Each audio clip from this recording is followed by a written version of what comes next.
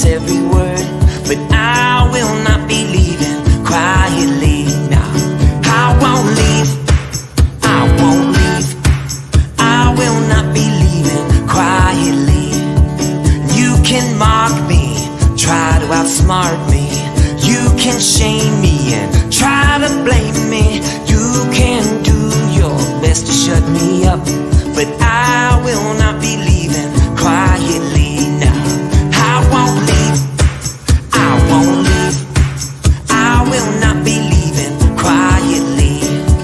I'm gonna stand here and I'll fight for every word. I'm gonna shout the truth until you know it's heard.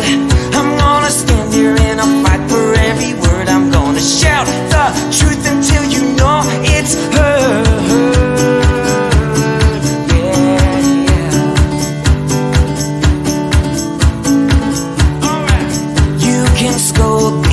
Attempt to control me, ban me and censor and label and troll me. You can push me and try to kick me out, but I will not be leaving quietly. No, I won't leave, I won't leave, I will not be leaving quietly. And you can mute me, strike and dispute me, dumb down the rest, yeah, but I'll keep refusing. You can pretend like you've seen the last of me, but I will not be leaving quietly. No, I won't leave, I won't leave, I will not be leaving quietly. I'm gonna stand here and I'll fight for every word. I'm gonna shout the truth until you know it's heard. I'm gonna stand here and I'll fight for every word. I'm gonna shout the truth until you know it's heard. Yeah, yeah. You can hate me, try to break me, talk me down and denigrate me. You can try to silence every word, but I will not be leaving quietly. Nah, I won't leave, I won't leave, I will not be leaving quietly. Now, I won't leave, I won't leave, I will not be leaving quietly. No, I won't leave, I won't leave, I will not be leaving quietly.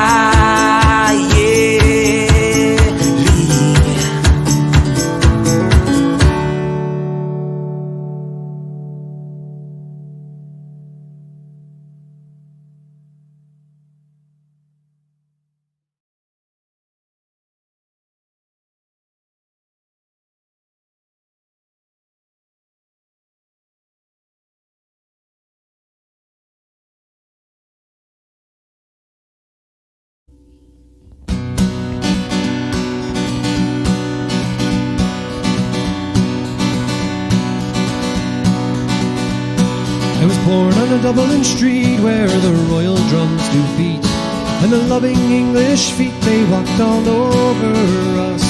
And every single night when me da would come home tight, he'd invite the neighbours over with this chorus. Come out, ye black and tans, come out and fight me like a man.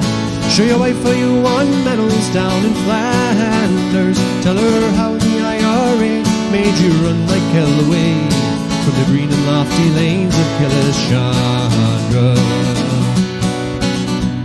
Come tell us and tell how you slandered great Parnell when you thought of him while truly persecuted. Where are the sneers and jeers that you loudly let us hear when our heroes of 16 were executed? Come out, ye black and tans, come out and fight me like a man. Show your wife how you won medals down in Flanders. Tell her how the IRA made you run like hell away from the green and lofty lanes of Killishandra. Come tell us how you slew those brave Arabs 2 by 2. Like the Zulus they had spears and bows and arrows. How you bravely faced each one with your 16-pounder gun, and you frightened them poor natives to the marrow. Come out, ye black and tans, come out and fight me like a man. Show your wife how you won medals down in Flanders. Tell her how the IRA made you run like hell away from the green and lofty lanes of Killeshandra. The day is coming fast and the time is here at last, when each shoein will be cast aside before us. And if there be a need, sure my sing Godspeed, with a curse or two of Stevenian's chorus. Come out, ye black and tans, come out and fight me like a man.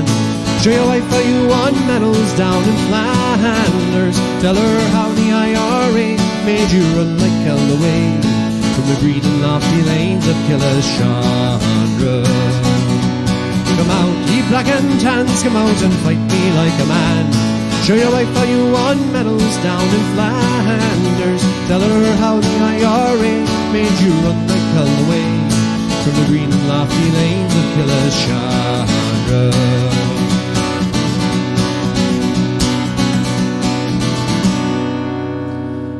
Well, good evening, everybody. Good evening. Welcome to Faith and Liberty. We are on episode number 7. My name is Chris Burke. We're going to be pulling in Harris in just a minute here. We're going to do one more tune just to kind of, bring everyone in, welcome everybody, put everybody in some good spirits, whatever it may be. Grab your drinks, get in the mood just to chill. We're just going to hang out for the next few hours talking about what's going on in our world.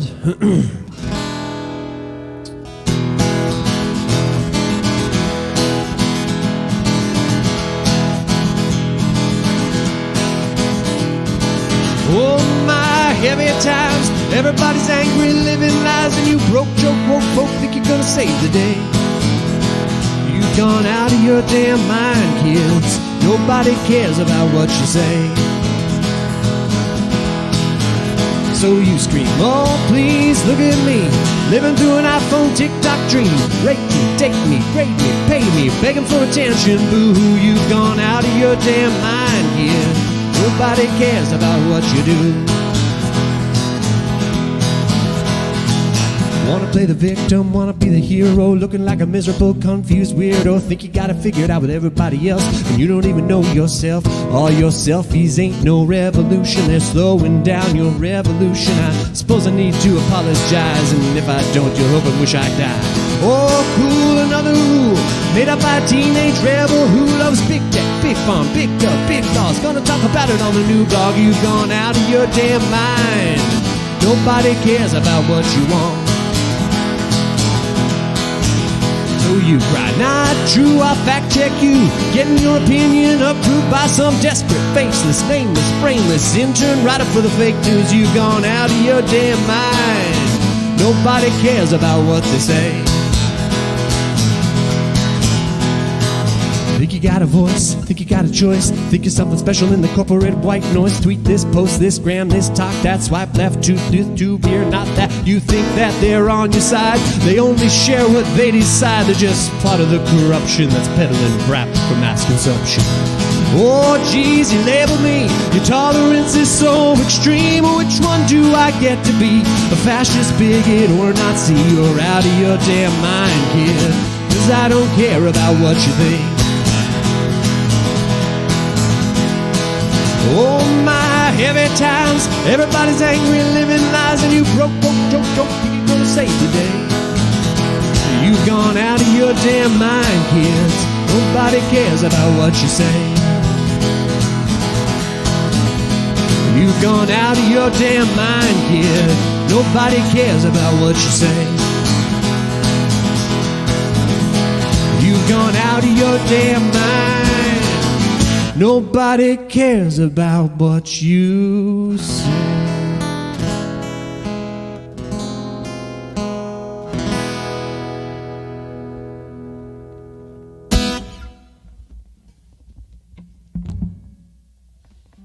I'm muted again. I always do that. I'll get used to this one of these days. I know I will. But thank you, Chris. Ooh, I was rocking out pretty heavy there, and I'm actually very, very tired already. And I know I got 3 hours to go here, so I better calm down. thank you. I'm Harris.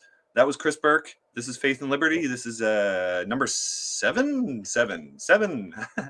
And thank you so much for joining us. If you're joining us on, YouTube, you don't want to do that. You want to come on over to Entropy Stream and join us there, because that's where all the cool kids are chatting. We see some people there already. We want you to come over and have a chat with us. That's our little hangout, and we love the community. So if you're out there on the other streams in YouTube land, or what else is out there, Chris? I don't know. You'll be with us. What else is out there? What do we got? Yeah, what else? What we got? We're on Twitch. We're on Periscope, Twitter, whatever. All that fun stuff. And then, of course, we're on the backup YouTube channel. The backup YouTube channel. The backup. You know backup. Well, we'll get into that later, I'm sure. This has been a very interesting week and a very crazy week, and I think everybody should buckle up for the stories we have coming up here. And thank you so much for joining us, everyone. I know there's people streaming in now, and I know you guys were all rocking out to that wonderful, wonderful little opening set that we got from Mr. Chris Burke there, the wonderful, talented Mr. Chris Burke. And I see you got your tunes. I got her going. You got her going. We got it. Cheers, my friend. Cheers, buddy. Thank cheers you. to you. Cheers. We made it to another week without getting all all the way. We made it another week. We made it.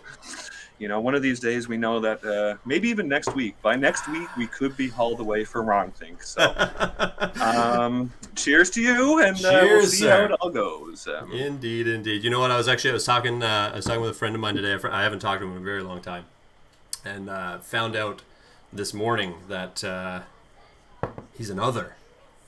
And another other. Wow. And so I sent him a text. We haven't talked in a long time. He was a really good friend out in Ontario, and when we were there, and I just sent a text, and I said, I won't use any names, but I said, "Good day, sir. I understand that you too are being accused of wrongthink. You are more than welcome to come to the island anytime you want, as the Burke compound is fully equipped for wrong thinkers." Recruit them. We gotta get them to this island. We gotta get them to this island. We need help. Even though there is a sizable community here, so you will be among friends if you do get to this island. You just may never be able to leave again when you get here. So indeed. My mom just said in the chat, the week isn't over yet, guys. Well, at least she's got faith in us. Yeah, thanks for keeping it real there. Jeez, mama. Oh, it's been a rough Lord. week. I don't know how you feel, but I've been I feel like it's been a punching bag of a week, man. It sure has. Whew. And it's been since Friday, hey? And before we get into the what Friday, man, I don't even know. But it started with the attack dogs, right? So let's just back up. We're going to get into how crazy this week has been for the counter freedom movement, I guess is what it is, a counter to this rising freedom movement, and how scared, how little bit scared it appears that they are. A little bit scared. By the way, guys, if you're on YouTube, if you're on Twitter, if you're on Twitch, get off of that. Yes, get over here. Hang out with us on Entropy. The link is the link. Yeah, there's the link right there now. It's coming. There it is. entropystream.live. Yeah, it is. entropystream.live / Chris W.T. Burke. Get over there. See, Cindy already moved over. Good stuff, Come Cindy. on over. Get over here. Good stuff. Before we get into all the crazy, we got to throw some thanks out there, because look at this Faith and Liberty logo that we got here. Look at this beauty. Would you look at it? I mean, our ugly mugs are covering it right now, but it is beautiful, and I very much love it. And yeah, look at that. That sums us up very nicely, and I love how people challenge it and they think that we're exactly the same without reading our profiles and stuff. It's so funny. But anyway, it's I got to throw a big thanks out there to Greg Arcade for that, because he done that for no reason at all besides saying, "Hey, he's an awesome dude." Exactly, just being an awesome dude. So I'm going to throw his link in the old chat there on the Entropy Stream chat. So come on over there and please go visit him. He has a merch there, and check it out. He's been doing these backgrounds and the art for a lot of the community. So show him some love. He's a wonderful human, and we got to stick together, us wonderful humans, and show each other love and unite. And talent is talent, and go enjoy it. So the music, the artwork, the merch, get on over there and say hello to Greg. Yeah. Mom in the chat just asked who does the Diagolon shirts. That would be the Ferryman's Toll. I'm going to grab his link right here. Ooh, yes, that's another good thank you to toss out there. Link. Yep, I'm that's gonna it. drop Does it. yeah? Is that the Redbubble stuff? Redbubble. The Red Bubblies, yeah, that's some great stuff too. There's so much stuff out there. The This flag, shit right here. yeah, look at the flag here. That comes from Frank Mack. Oh, so many people. Hi, Frank know, Mack. right? The flags, your patches. I mean, they're sold out now, aren't they? It's just. I've it's got crazy. like 10 left here. I've had a bunch of people contact today, and sorry, I'm trying to do two things. And yeah, I've got like 10 left. I You just do your forgot. shit. You do. I forgot that I was on 2 different computers. Yeah, we got lots of fun stuff computer wise and it's been a everything. week. Here's what I'm It's been a gonna do week. for the folks over on Entropy. So we got Instagram.com/Diagolon. If you go there, his link is to the Redbubble is in his Instagram profile. Just hit on it's a Redbubble link. Click that, and you'll be all set up. Wow, that's awesome. Yeah, go there. And I noticed your mama said that she already got her Faith and Liberty shirts, which is crazy. Yeah. That is freaking amazing. So I can't even believe there's shirts out there with this amazing artwork. And again, it's just to, put it out there. And when you see amazing stuff that Greg has produced, why not get it out there and get people seeing it? I'm going to post that link too, because there's a Redbubble there that you can get some like t-shirts and some wonderful, all that crazy stuff. So we're just tossing this out there. This is what I call housekeeping. Everybody calls housekeeping. We gotta get it out there and just start the show. And plus, it takes a little bit to warm up into a 3-hour chat here. And so as I mentioned, guys, I'm having some serious computer issues on this fine day, and so just if I just kind of disappear. I'm pretty sure that. Do you have Harris? Don't leave me. Your top right corner. Do you have an end broadcast button? Yes. Okay, so then we should be okay then. Then we should be good. That will allow. If we want to end the broadcast. That just means that you can control everything too, and so what that means is that if I crash, then the show will continue. It just means that's that a lot of pressure, man. It's all you, man. And then what I'll do in that case is I'll reboot some stuff around, and we'll get back in. But you'll run solo for probably just a minute. Oh, or two. great! Have another blackout moment like the other night. That's going to be fun. Yeah, that'd be great. It's fun. Oh, okay. So yeah, there's the old red bubble, the red old bubbly red piece. bubba. Yeah, I like the black, loves it. the reverse stuff, but all of it's cool. I mean. And again, none of this is for us. I don't care about any of this. This is not for money. Gosh, I don't even we think make like $2 on a it. shirt. It's not like $2, I think, if that. We just I haven't even cool. inquired about any of that. So yeah. This is the one that I have. It's really, really comfy. I'm not wearing it right now. Comfy. It's that tri-blend, man. My PPC shirt ruined me. I can't wear anything else. Well, that's good, and you kind of sold me on it now. So when I do it, even though it's a little bit more expensive, I'm gonna do it because pay for quality. What you gotta do? Support what you love, and right. Don't support what you don't love, which is what we'll get into a little bit later with a certain little establishment within this wonderful little province of ours. That I'll save it because I need to start off a little slow here, and. It's been a rough day. It's been a roller coaster of a week, actually. And like I said, punching bag, and I'm just trying to keep going. And I will keep going. Oh, yeah. The title nothing is going to stop us. The title of the episode, We Will Not Be Leaving Quietly. Exactly. And we're not going to do it quietly. So hear us roar. Roar. I'm a little bit wacky. Speaking of that, I got a clip. Oh, I got a clip. Let's do it. Where is it? I got it right here somewhere. Put it up. Keep talking. Thanks for being here, guys. I thought I put it up here. I'm just going to upload while we're talking here. Okay, let's do it. So yeah. So we're going to have a little clip. I don't even know what he's popping up here, so that's a little bit of a surprise for me. Actually, Greg Arcade sent me this clip. Did he said you're going to like this. And, I might. I've shared it. I've shared it since over the last bit. But it's not everybody that's here is connected in the other places that we are. So It's true, and this might get in. I think I know what this is, and it might get into the mood that we might be in a little bit later here. I see where you're going. Here we go. I We're see ready. where We you're got going. it. We Let's got do it. Rolling it. Rolling it. Do it. You watch those nature documentaries on the cable? Yeah. You see the one about lions? Yeah. Get this lion. He's the king of the jungle. Huge mane out there. He's laying down under a tree in the middle of Africa. He's so big. He's so hot. He doesn't want to move. Now, the little lion cubs, they start messing with him. Biting his tail, biting his ears. He doesn't do anything.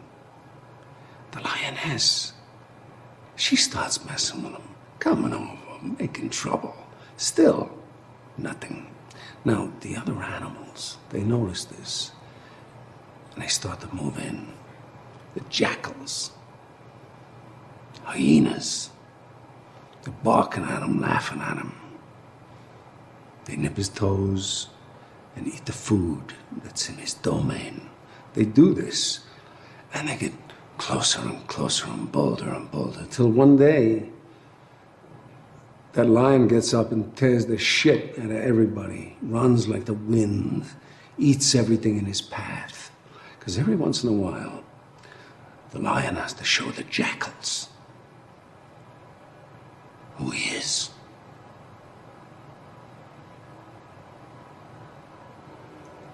It's too late to be scared.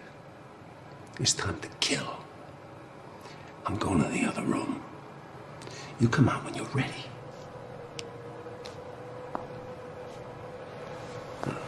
Don't beat him. Kick his ass.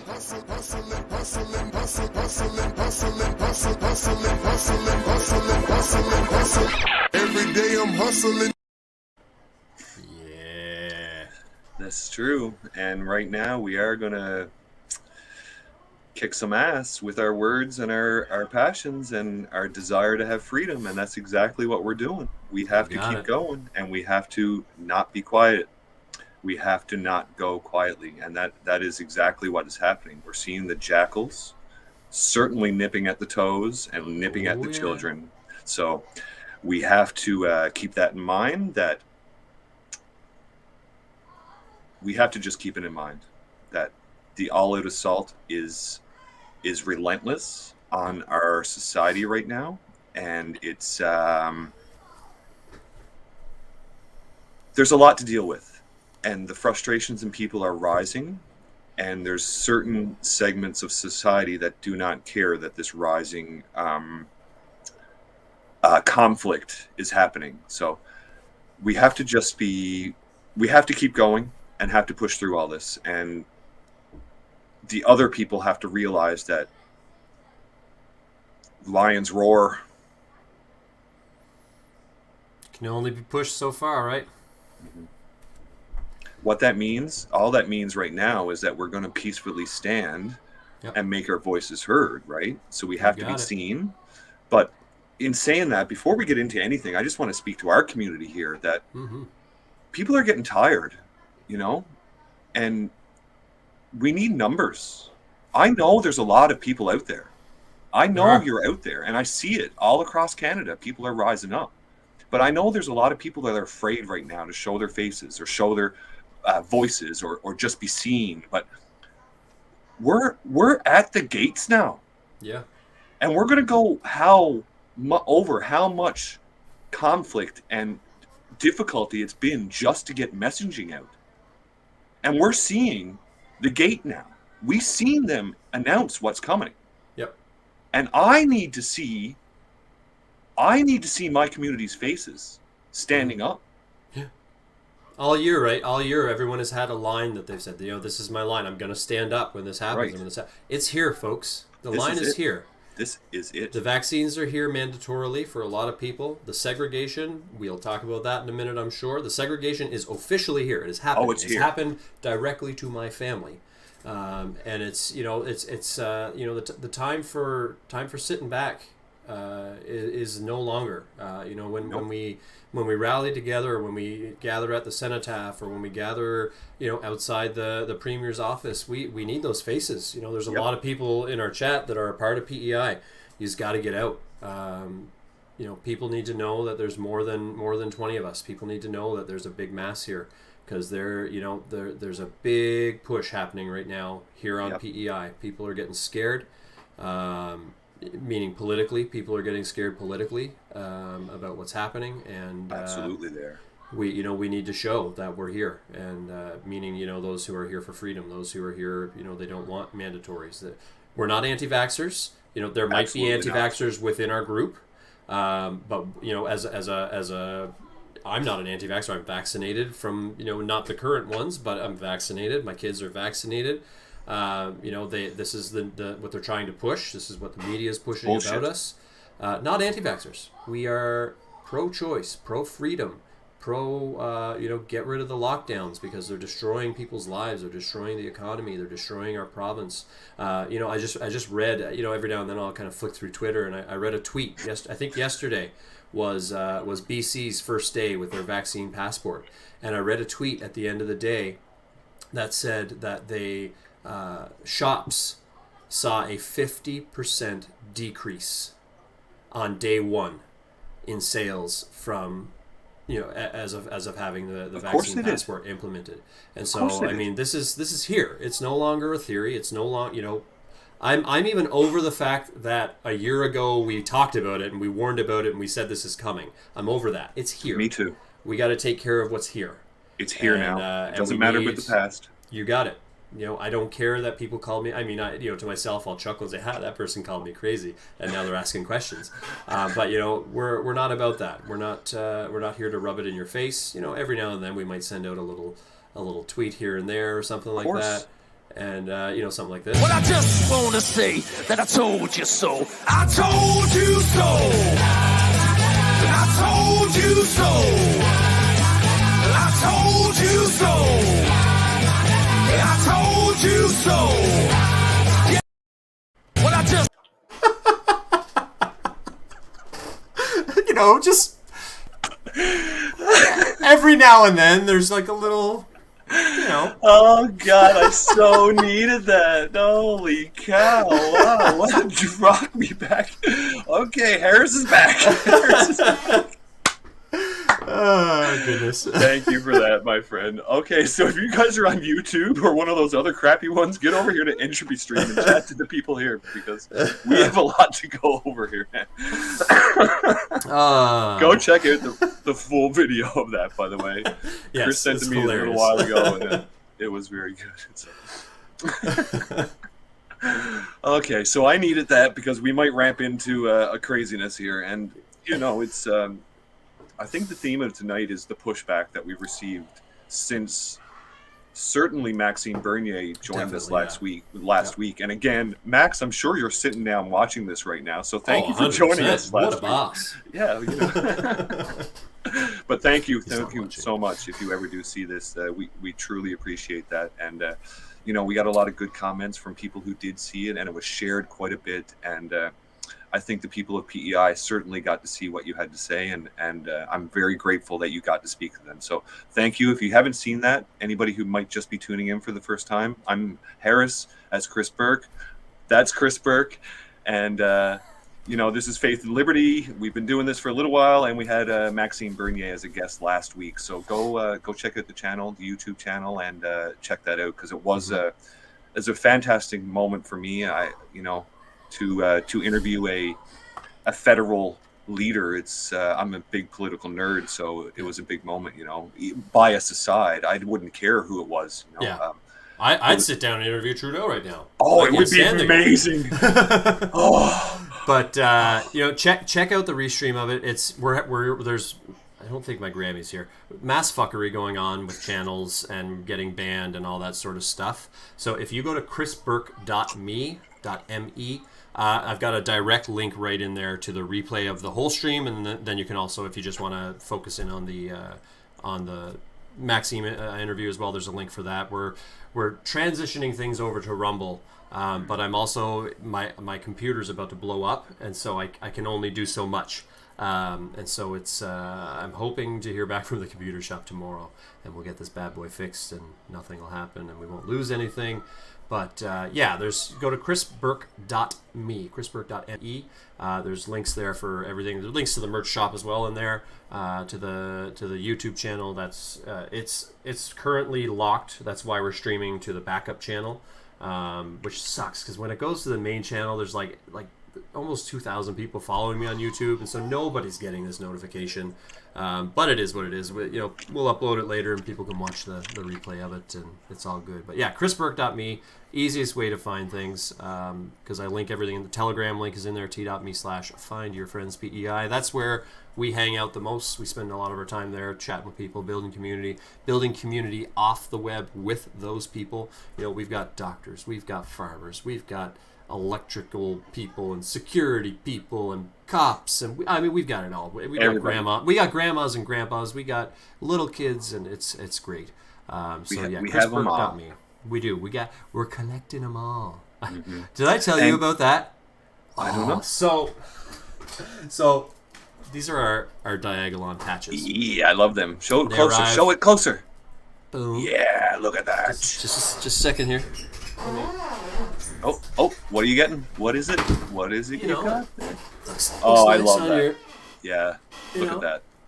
Look at that. You can see, I'm just waiting for the moment that I see that out in the wild, I don't know if it'll happen in PEI, but maybe it will. I think it will. There's a few others. I know there's a lot of, and we got to get a picture, by the way, with the flag and all the people that are sympathetic to Diagolon. And, you betcha. Let's do it post-election when we don't know what's happening here. So, exactly. Let's back to my story. Yes, do it. Sorry. So the patches arrived last week. I ordered like 400 of them because everybody wanted them. We sold them all pretty well. But I gave, of course, my kids love the community. They love Diagolon and what it stands for, and so I gave each of them a couple of patches as well. And Micah, who he's 10, so he's young, but he's a great kid. He was walking around the house with his Diagolon patch, treating it like it was a Pokeball from Pokemon. And he was going, Diagolon, I choose you. And so that is so awesome. That was pretty freaking great. That is awesome. It's kind of how I was viewing it for a while there, though. The whole collect them all. We got to collect them all. Exactly. So we're collecting them all. That's why I went on that tangent. We're collecting them all. That's true. And just to go back to Telegram there for a second, because I do want to touch on this, because we're starting to see reports of other countries that are shutting down a lot of Facebook groups and stuff like that. So please, if you are sympathetic to our cause, if you're not just somebody out there that's just watching us for some random reason or whatever, and you are a freedom fighter and you want to stay connected to this community, get on other platforms besides Facebook, Twitter, and all the big tech ones. Find your friends in the other platforms as soon as possible. Recommend Telegram. Recommend Gab. Get on those platforms to keep connected with your friends, because I think, depending on how the election goes, we're going to see a lot of censorship happening. We're going to see a lot of groups dismantled and gotten rid of. So all the contacts that you guys have on Facebook especially, make sure you have email contacts or Telegram. Get another backup immediately. Please. And people have been saying, like, why Telegram? Why do you think Telegram's so much better? Mm-hmm. I haven't got it in front of me right now, but if you hit our Telegram page, t.me/findyourfriendspei, I posted a statement from the CEO of Telegram that was just released either yesterday or the day before. But basically this statement was, all the censorship that's going on around the world is ridiculous. Mm-hmm. We don't know what's going on here, and we want nothing to do with it. Mm-hmm. And so I do know that there are differences between the Telegram app and using Telegram through their web OS. And so, there is obviously some censorship. At least I've heard there is. I haven't experienced any of it myself. We're still online. We're still on there. I'm members of other groups that are all still on there. I don't know. I think I know of maybe one person who said that they got kicked off. Well, I mean, if you're promoting violence or any bullshit like that, then you should be kicked off. We don't want violence or radicals, you know what I mean? It's I heard we're radicals. Well, I know that group that we're going to show later, total radicals. The ones that weren't allowed to be in event. we'll get there. Ahead First, we're gonna yourself, start. getting ahead. We're getting ahead. We got to talk about Monday, because not only that, Friday, what we saw. Let me quickly go through the weekend. Yeah. Originally, okay, what we're going to talk about in this episode of Faith and Liberty, we saw major pushback and coordinated pushback against our message this week, and it was very evident. And we're going to talk about all the ways that we saw it. And you do this long enough, you can see that it's all targeted and clearly tactical measures, whether planned or just, that's what's been conditioned. This is what has happened. And it started immediately on Friday when we seen online activity from trolls, specifically on Twitter, that started to attack us with these vile comments, right? Yeah. People who I would say when it comes to Twitter, PEI, really Twitter Atlantic Canada, and politics, we're up there as people who are people are familiar with us, people block us. We're muted us by most of the people, more than likely. And so whatever. all of a sudden, as of Friday, we're seeing people we've never heard of, names that we've never seen before. There are the usual suspects who have kind of always attacked and always gone after. People who I've had to block people who have created other accounts, and then I had to block them, and then created new. There's some pretty crazy people. But all of a sudden Friday, so that it would be the day after our Maxime interview. I don't know if it was a coincidence. Totally a coincidence. Yeah, they just might have we all were just getting came hit out of everywhere. the den at the we same had time. Yeah, articles written about us. We had. Oh, I forgot about the article. I know, because I'm just trying not to acknowledge it. But True. Moving when they. On. Well, here's what I'll say. Okay. For a while, I have said the government probably has me on a list. That the government probably watches what we do. And people have always said, you're crazy. You're paranoid. That's not happening. Well, we got that confirmed on Friday when a government-funded organization to the tunes of, that's the dog, to the Sorry, I just got excited about the dog. I got distracted by the dog. I'm sorry. Hi, Lucy. Hi, Lucy. Millions of dollars. I think Jen must be home. She's about to go mad. She'll just go crazy. But yeah, so a government-funded organization to the tunes of millions and millions, at least over $10 million. And I'm not even going to mention their name because I don't want people to go to their site. What I've been telling people is there are two types of people that read that site. People who sympathize with them, who don't know facts and don't read things on their own. And then the people who get written about, which is, for the most part, us and our community, from what I'm seeing. And and so this Friday came out and was like, okay, well, there we go. All those people who have said you're crazy for thinking that the government is watching you, well, here's a government-funded organization who wrote an article all about these two crazy guys from Prince Edward Island. Yeah, and they're who go highly by professional. Steve or Harris. Harris. Highly professional journalism. Very didn't nicknames of Harris and Steve. What? If it wasn't so pathetically hilarious, I would be pissed off. Oh, but my it's God. It's just so sad. So sad. So sad. I mean, I probably would have been infuriated if it wasn't for that moment, but that just shows. And of course, it doesn't have a name attached to the article. You don't know who exactly wrote it, so you can't sue anybody for slander or libel or whatever. It's just this dirty little attack piece that. Yeah. And it links stuff that doesn't even friggin' make sense. Things that have nothing to do with anything get called out, and it's like, you're just trying to take down everybody that I know. That's it, and nothing more. So. And I really love the fact that my tax dollars were put to writing that article. That's really makes me happy. One of these libertarians who really loves that taxation. I love it when it goes to shit like this. Yeah. That makes this guy really, really happy. I tell you that. Yeah. That was a bit of the record, folks. They wrote about this article that your tax dollars paid for. Were accusing us of being Nazis. So. There's your tax dollars, hard at work. Enjoy. And keep in mind, we're talking Friday of the start of this week that we're talking about now. That's how we started this week last Friday. Tack trolls on both. I noticed it both online and they came out on one of the PPC candidates' Facebook pages. Yep. They were obviously conservatives asking the most divisive questions to cause the inflammatory reactions, right? Yes. Yep.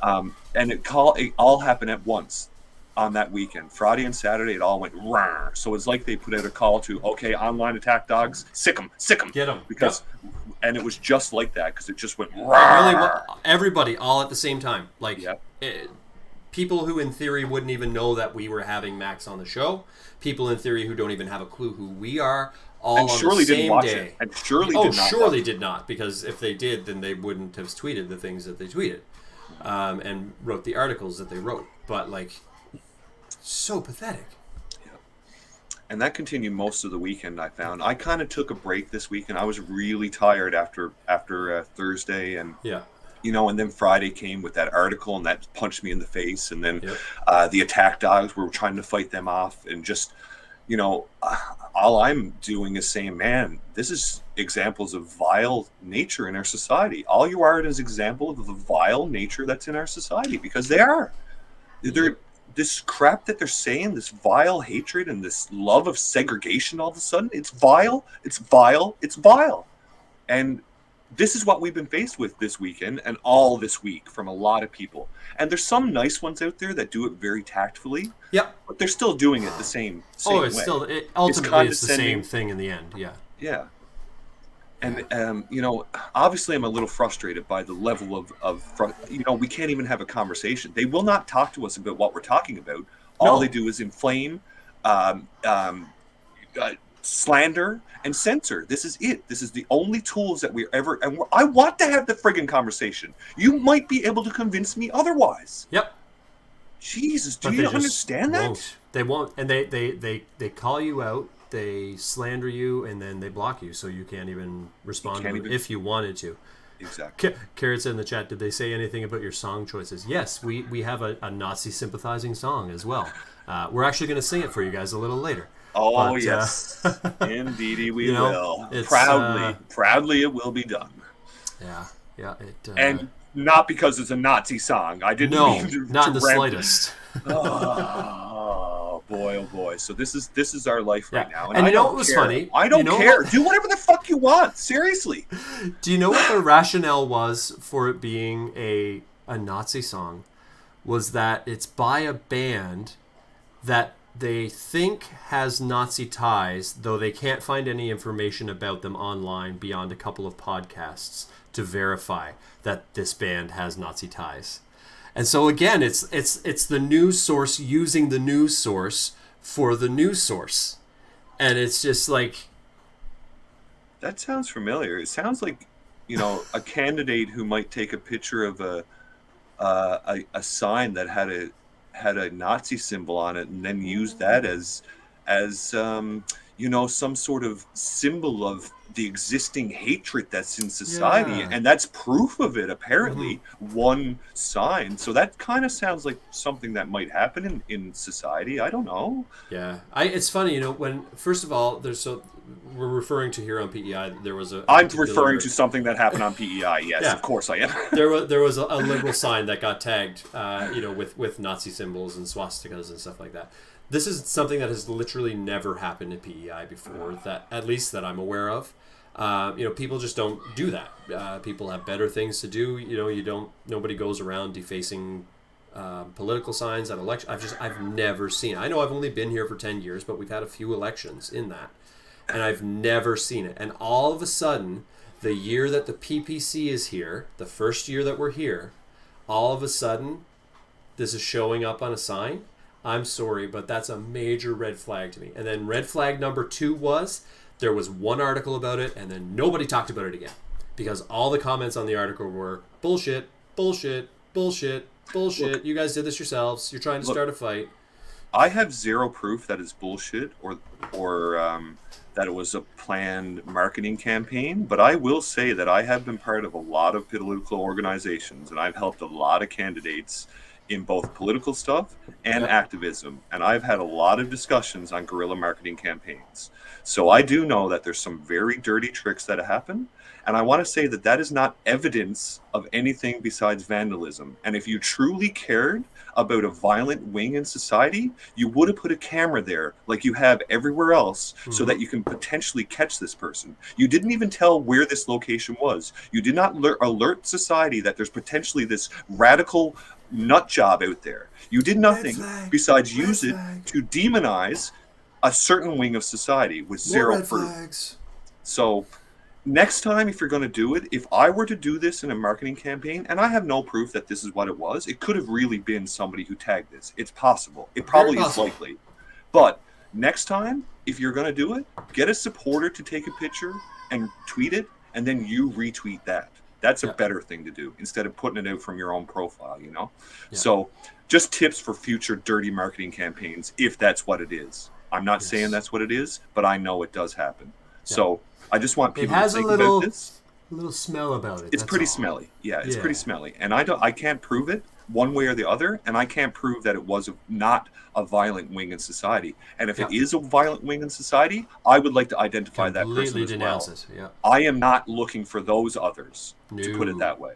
So I want to make that very clear now. If that exists, I too want to identify these individuals. So don't label us as that bullshit. Thank you very much. Moving on. Oh, I wasn't even going to talk about that. How the hell did we get there? I don't even know. Oh boy, sorry. And you know, we're not even up to Monday here. And Monday we're not. We're still on Friday. Monday massive day in this province, my friend. Yeah. And if there's the protest group out here, bravo. Yeah. Bravo. Great job. If you guys are watching this right now, the PEI protest group. Wow, that was an amazing action after some massive, coordinated, targeted attacks. You know what was funny? I knew first thing that morning, I think it was like 6 or 7 o'clock that morning, there was a journalist from PEI tweeting about it. And I knew in that moment, here we go. This is going to be a day. Because they don't address us. They don't talk to us. They have one other time. And the one other time that they wrote about us was when somebody who nobody recognized, nobody had a clue who this person was, showed up at our regular Saturday protest and put, now, whatever, I don't think it was a big deal. He put a freedom sign up on the statue of the soldiers. And so that's the only other time that the media has written about us. And it was like, look how disrespectful these people are. And then on Monday morning at like 7, I saw this tweet from a journalist. And I thought, okay, here we go. They're going to put everyone through the ringer today. And they did. And that's... all across the country, too.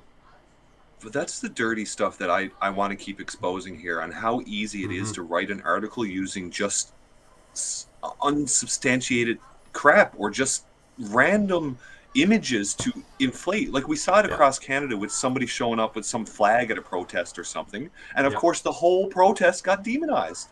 Do you know how easy it is to manipulate somebody by just getting somebody to show up at that protest and then get the media to and now everyone's wearing masks, so you could just grab a reporter, throw a mask on them, and throw a flag in their hand, and now you've demonized the whole protest.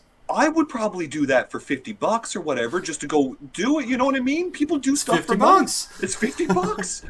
I just got to hold a flag and go up to this protest. Okay, Giddy of course. People got to start thinking of propaganda.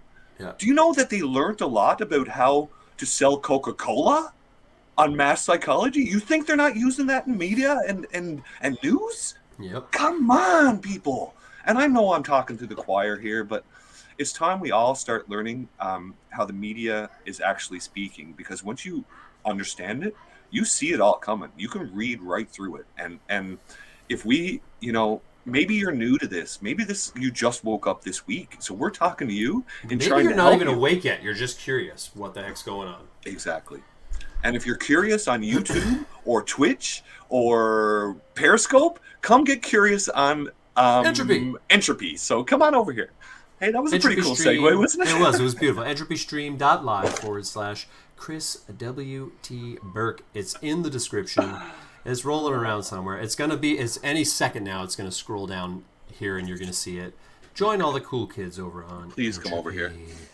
We love Entropy, and we've talked for a long time about censorship, and we've talked about how YouTube sucks and they're blocking people out. We love Entropy for that very reason. My main account that I would normally be streaming on right now is currently banned, locked out, or not banned because I can still access it, but I can't do anything. I can't upload, I can't stream, I can't post to my community page, I can't do any of those things. Something else we faced this week, just to throw it out there. Yeah, which happened. So this is my second. So you get 3 strikes on YouTube. This is now strike number 2. Strike number 1 came the day after we announced that Maxime Bernier was going to come on our show, and then they struck me for a video that was like 4 months old for medical misinformation, and then that video. So that was a 1 week lockout. Couldn't stream, so we created backup channels because we always have the backup channels, and then my week was up, and I got struck for another video, this time for 2 weeks. And so we like Entropy, we love Entropy because they don't do that. They're number one, they're a Canadian company. Number 2, they're all about that free speech. They're not going to block you. They're not, you can. I don't want you to say whatever you want in the chat, but if you wanted to say whatever you wanted in the chat, they're not going to bother you. And the business guy side of me likes that they only take 15% as opposed to YouTube's 40 to 60%. So what does YouTube need to take 4? That's why they're so rich. They're ripping off the content creators. I mean, it's just so stupid. And Entropy can pay in Bitcoin, which is pretty cool. I mean,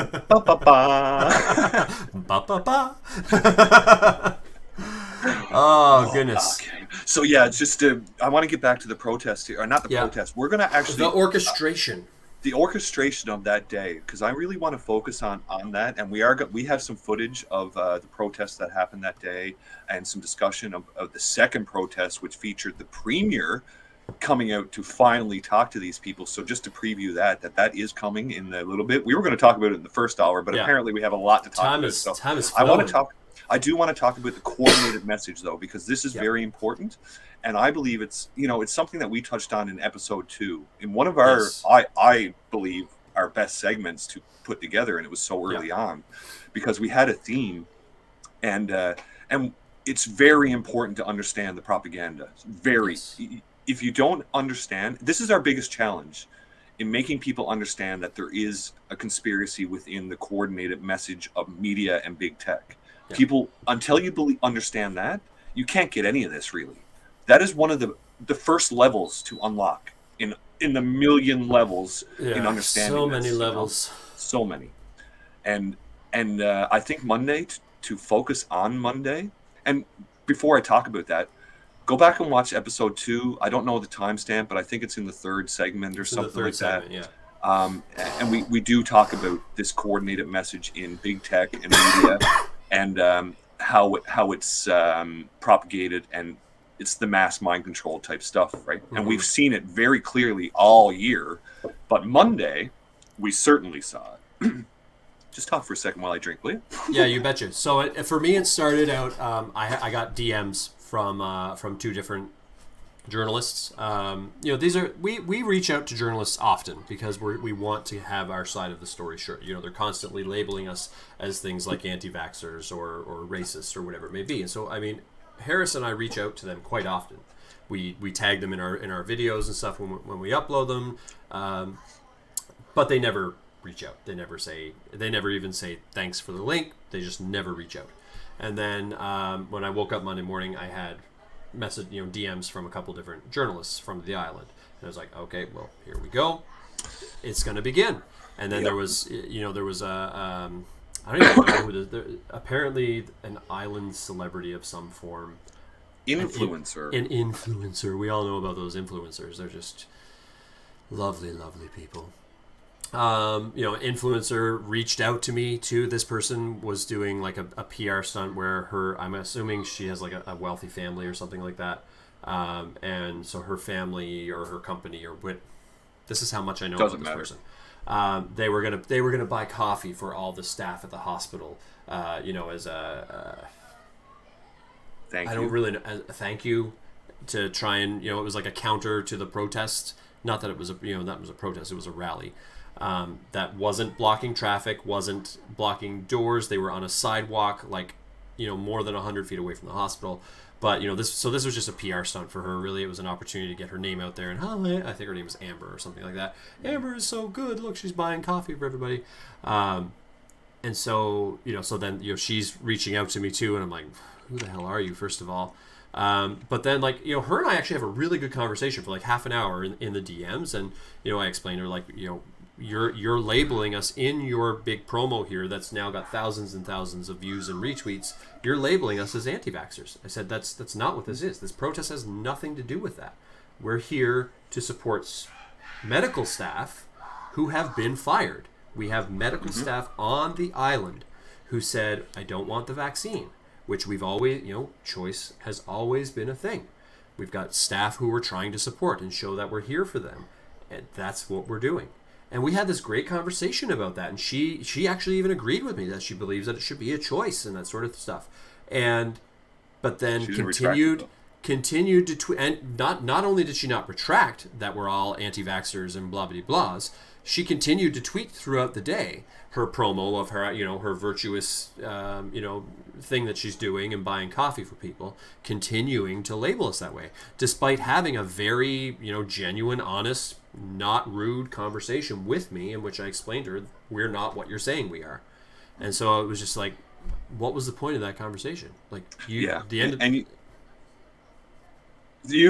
took it a lot better than I did. I'm pretty sure I just tweeted liar on the tweet. So, and this is what I'm doing with the media and shit like that, where they make these friggin' stupid lies in their headlines. If anybody says anti-vaccine in a headline, that media organization is corrupt. Yep. Simple. That's the easy way to tell. Because it's not what we are.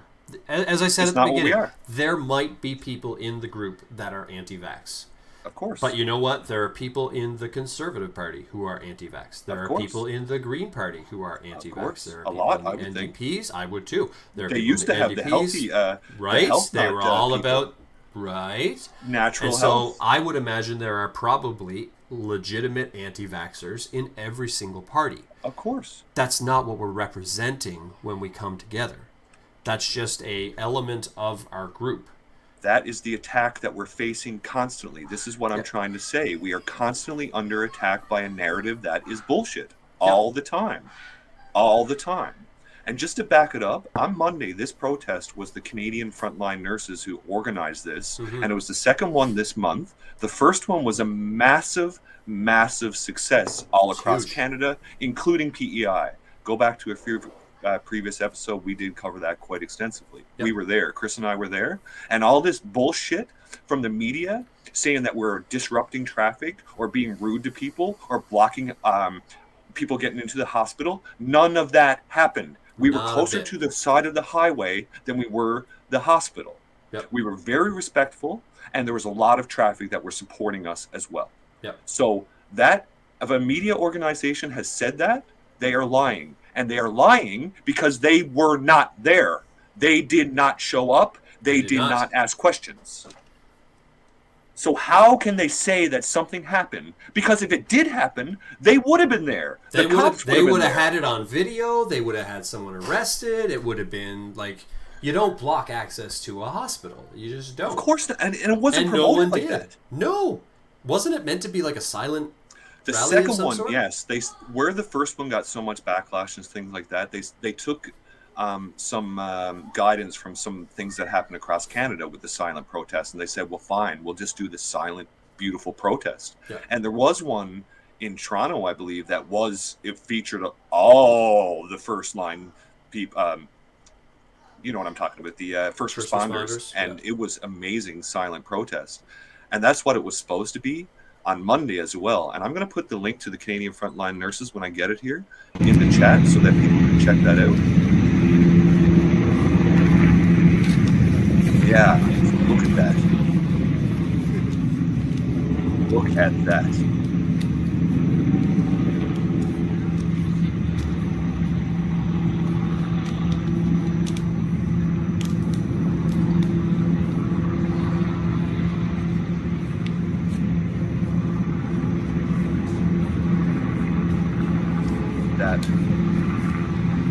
that is amazing. That gives me hope. Yep. And I need the hope now. This is what I need to see here. I need to see people standing here. I know the community's here. Look at this, people. This is happening in our country. This is the first responders saying no. No. No. And again, they're not anti-vaxxers. Exactly. They are freedom of choice. Exactly. So when these, and I get it, what happened that day, the media came out and attacked it, the politicians came out and attacked it, the influencers came out and attacked it, the doctor came out and attacked it, and the nurses union all that morning came out in a coordinated message attack against the hospital protests. Yep. Because of the location. They all attacked the location. Across the country, everywhere. Across the country. Nobody said anything about it in the first one. Nope. Not a They word. ignored it. Of course, they ignore it first. Yeah. This is what they do. But it got too large, All so they across had the to attack country. it. All the mainstream media. Why are they protesting at a hospital? This is disgusting. This is despicable. Blah, blah, blah. Oh, they're going to storm the hospital. Like, this is literally a silent protest. Exactly. And you're writing across the country that there are plans to storm the hospital? Exactly. Like, it's just baseless. absolutely Completely ridiculous. baseless. It's baseless and it's ridiculous. And because it's so ridiculous, and because it was such a coordinated, massive and thing that happened that morning, that is evidence of the coordinated attacks, Exactly. of the mind molding that happens through media and big tech. And then you get all the little minions riled up and agreeing with of course they're going to agree with the doctor and the influencer that has 150,000 followers that, you know, who knows what reason she did it for or anything. We don't know. Maybe she is a kind person, and she did seem like a very kind person. She did, That's yeah. why we talked. But when these kind people are also making up bullshit and attacking a whole group of people, I throws the kindness out the trust window. it anymore. Yeah. So that all happened that day before the protest. And the protest did happen, and there were people here, but unfortunately there wasn't that many people. I didn't go that day. I couldn't make it. And you know what? It doesn't matter. But the thing that people need to realize is that these coordinated messages happen. And I think we're going to show you a little video of exactly what we mean before we go into the end of the the segment here. And act. I used to be in theater, man. Leave me alone. And we'll show this. And Chris, I think it's time to get some music because I'm riled up. And what I want to do when we come back is show some footage of what happened when they said, you can't protest at a hospital. And the protest group said, okay. And they went and did it somewhere else. And then that got very interesting. Oh, baby, did it ever. So before you're going to roll this and then get some music, right? Am I right? Okay. So just remember, guys, what we talked about in episode 2 is that there are coordinated attacks and that media organizations do indeed work together to present a scripted message. And we presented evidence in episode 2, and we thought that since we were talking about coordinated messaging and the clear one that happened on Monday, it would be a good idea to show this again. So this music, and then please come on back. We got a lot more to talk about. PPC, Purple Wave, and PEI, and how afraid this province is of that freedom. Hi, I'm Fox San Antonio's Jessica Headley. And I'm Ryan Wolf. Our greatest responsibility is to serve our Treasure Valley communities, the El Paso, Las Cruces communities, Eastern Iowa communities, Mid-Michigan communities. We are extremely proud of the quality, balanced journalism that CBS 4 News produces. But we are concerned about the trouble and trend of irresponsible, one-sided news stories plaguing our country. The sharing of biased and false news has become all too common on social media. More alarming, some media outlets publish these same fake stories without checking facts first. The sharing of biased and false news has become all too common on social media. More alarming, some media outlets publish these fake stories simply aren't true without checking facts first. dangerous. Unfortunately, some members of the media use their platforms to push their own personal bias and agenda to control exactly what people think. And this is extremely dangerous to our democracy. This is extremely dangerous to our democracy. This is extremely dangerous to our democracy. This is extremely dangerous to our democracy. This is extremely dangerous to our democracy. This is extremely dangerous to our democracy. This is extremely dangerous to our democracy. This is extremely dangerous to our democracy. This is extremely dangerous to our democracy. This is extremely dangerous to our democracy. This is extremely dangerous to our democracy. This is extremely dangerous to our democracy. This is extremely dangerous to our democracy. This is extremely dangerous to our democracy. This is extremely dangerous to our democracy. This is extremely dangerous to our democracy.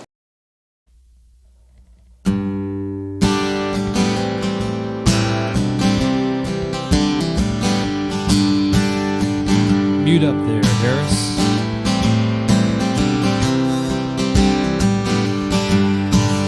My neighbor's car got stole last night, right out from his driveway.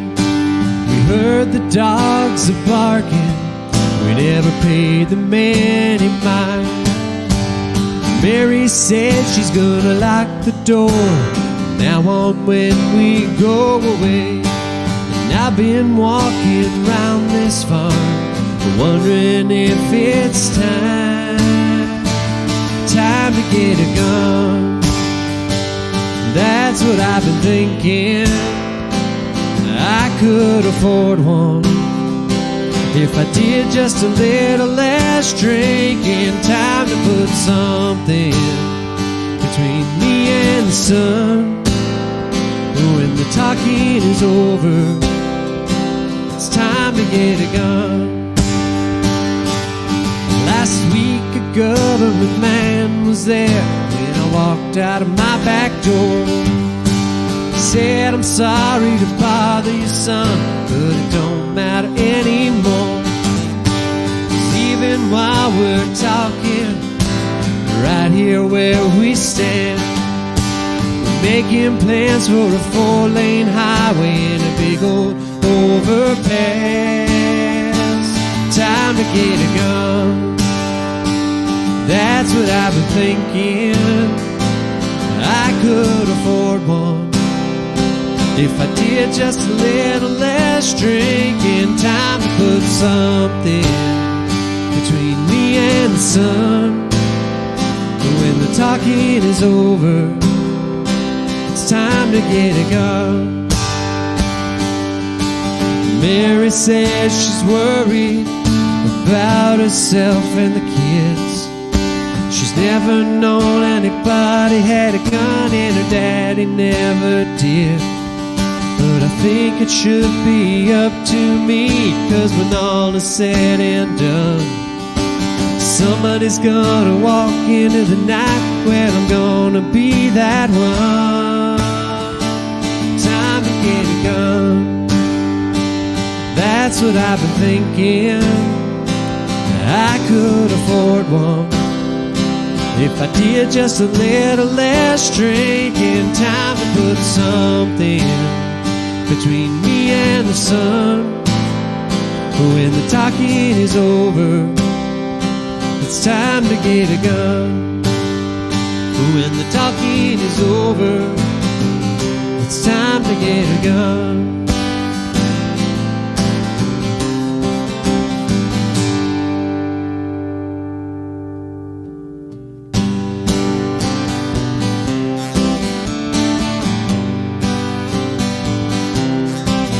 Shut your mouth, get in line, just behave or pay the fine. They're pulling on your backbone and taking out your spine. They want you weak, don't speak, don't question, don't think. Keep staring at your smartphone, get dumber every week. Now no got the freedom and shush. Oh Jesus, what happened to us?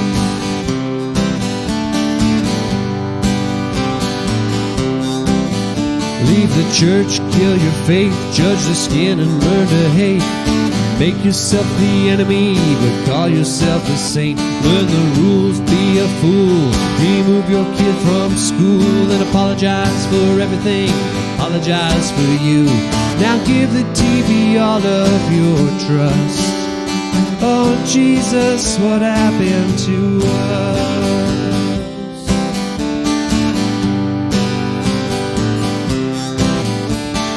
Mark, Jack, Bill, Joe, they'll tell you what you need to know. They'll give you your permissions and tell you where to go.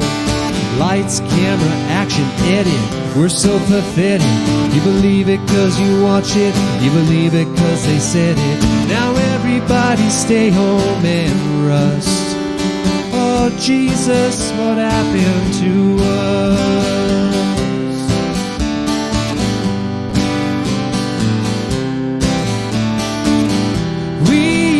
To stand and fight, we had a voice alright, we had a life worth living, we had a damn worth giving. Now we're watching it fall. That's the truth of it all. So shut your mouth, get in line, just behave or pay the fine. They're pulling on your backbone and taking out your spine. They want you weak, don't speak, don't question, don't think. Keep staring at your smartphone, get dumber every week. Don't nobody put up a fuss. Oh Jesus, what happened to us? Jesus, what happened to us?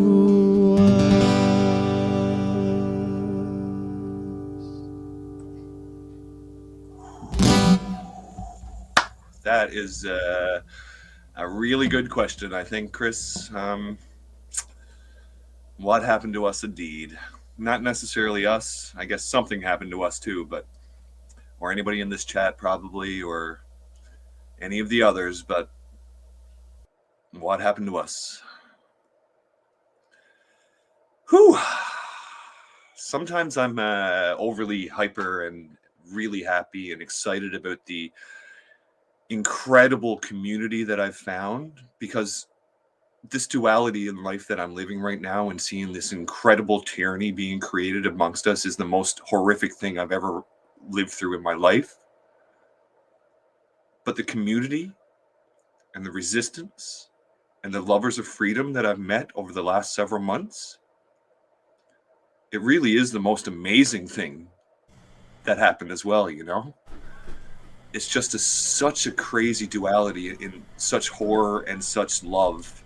Yeah. And it's a roller coaster ride every day when we're facing this level of attack. But then, you know, you hear this horrific story from one of the people that we're connected to and what they're facing with job losses, or they can't submit because their kid is now affected, and they can't resist because their kids are now affected. And you know, that community that we feel for, and we're here talking to everybody right now because of that community that we met, you know? Yep. And it's such a weird thing to see such horror and such beauty at the exact same moment, you know? And I struggle with that duality on the inside, you know, a lot. Yeah, I mean, even for a guy, you know, I'm kind of known as that guy who's not overly emotional, but even as a guy who's not emotional, it's an emotional roller coaster. All of what's going on, you know, they're you know, the highs are high, and they're awesome when you see people fighting, and not physically fighting, but you see people standing up and resisting, and you know, you feed off of that, but then the lows are so low, so low, you know, and it's and you know, it's, you know, it's a hit to, you know, it's a hit to your community, and because everyone feels it too. Everyone, you know, feels, you know, whether it's a new restriction or it's whatever it is, you know, people seem, I don't know if you've noticed this, but I've noticed like the lows are lows on the same days for a lot of people, and it's and so that's why that community is so important. It is, but I'm finding it more and more being mistimed as it's affecting more and more people in very, very personal ways. It's coming in pockets now, more personal. Yeah. Because I know there was one, maybe it was today or yesterday or something. I even said, "Man, I'm hurting here. I'm low. I don't know how I can keep going." And you're like, "I'm just hanging out. I don't know, chilling out, waiting for the night." Or I was like, "How?" But it's just, I might have got a call from one of my friends that day that you didn't have, and it just might have hit me in a certain way. And because both of us are talking to people all the time, and we're trying to keep everybody connected and motivated and keep our strength and fight for our own things, because we're both going through our own shit too, and that's why this community I love and stuff, and it's time for us to show ourselves now. That's what I keep saying. And this protest that's coming up this Saturday, we're going to talk more about this week, but what's coming up this Saturday for the Worldwide Freedom Rally 4.0, this is probably one of the most important rallies ever. The lockdowns are coming back. The masks are coming back. The mandates, forcibly, not that they're forcibly vaccinating people yet, but they're forcing people to make that choice. Like, this is all here now. And so when we gather on Saturday, like, I expect to see a lot more people, because this is not just affecting the crazy people now. No. This is affecting everybody. We pulled our kids from school this week. They were going to segregate our children. That is so crazy. And it's funny because I still can't actually say, like, yes, we've pulled our kids, because I just, like, it's like you said, it's so crazy. Like, it was one of those, I was talking with a teacher who gets it, and said, I'm happy to fight for other people, and to be a voice for other people, and but I said to her, like, I'm not ready. I'm not ready for this to directly impact my family. And so, it's once it's starting to hit individual pockets here and there, and we're hearing it, and we're seeing it, and it's I know, and the closer it is to the people we're closer to, because we have a very large community in this province now. It's very large, of freedom fighters, and a lot of them, we've only met probably once or a couple times, but there's some that we're very close to, like you specifically. I feel very close to you, and when it hits you hard like that, I don't have that extra layer of having to protect children. If I did, I don't know how I would be doing this. I do not, and I can't imagine the levels of stress that you go through, and the people that I know with children in this province that they're struggling, they're hurting, and it pains me as an emotional person who feels this shit. It's weighing on me so much, and I'm not saying that to say pity me or any shit like that. I'm strong enough to deal with this shit. I've done it for a very long time. I've already had my lowest lows, so it's all uphill for here. But what I'm saying is that we're all in pain, and when the closer it is to you, the harder it hurts. And you put out a video this week, I think, about segregation, for your health, and it was a powerful thing. It really not hurt me. It did hurt me, but I think a lot of people should go watch that on your YouTube channel and see that. It's real. Yeah. This is real people. It was interesting, So I didn't record the day it happened. I was mad. I couldn't even stream that night. I was so mad. For those who are maybe didn't see the video, or maybe we haven't talked. Originally, school started a week ago. Everything was good to go. Principal, we had our conversations. My kids were cool to not wear masks. And then on Monday, Micah was forced to wear a mask by his gym teacher, and because there was a case an hour away at a school an hour away, and then a case, like, one. I know it's more now, but a PCR test, right? And so then, the principal called me. I had sent an email. The principal called, and basically, I said, I trust that this will not happen again. We've had this conversation already. I really don't want to have it again.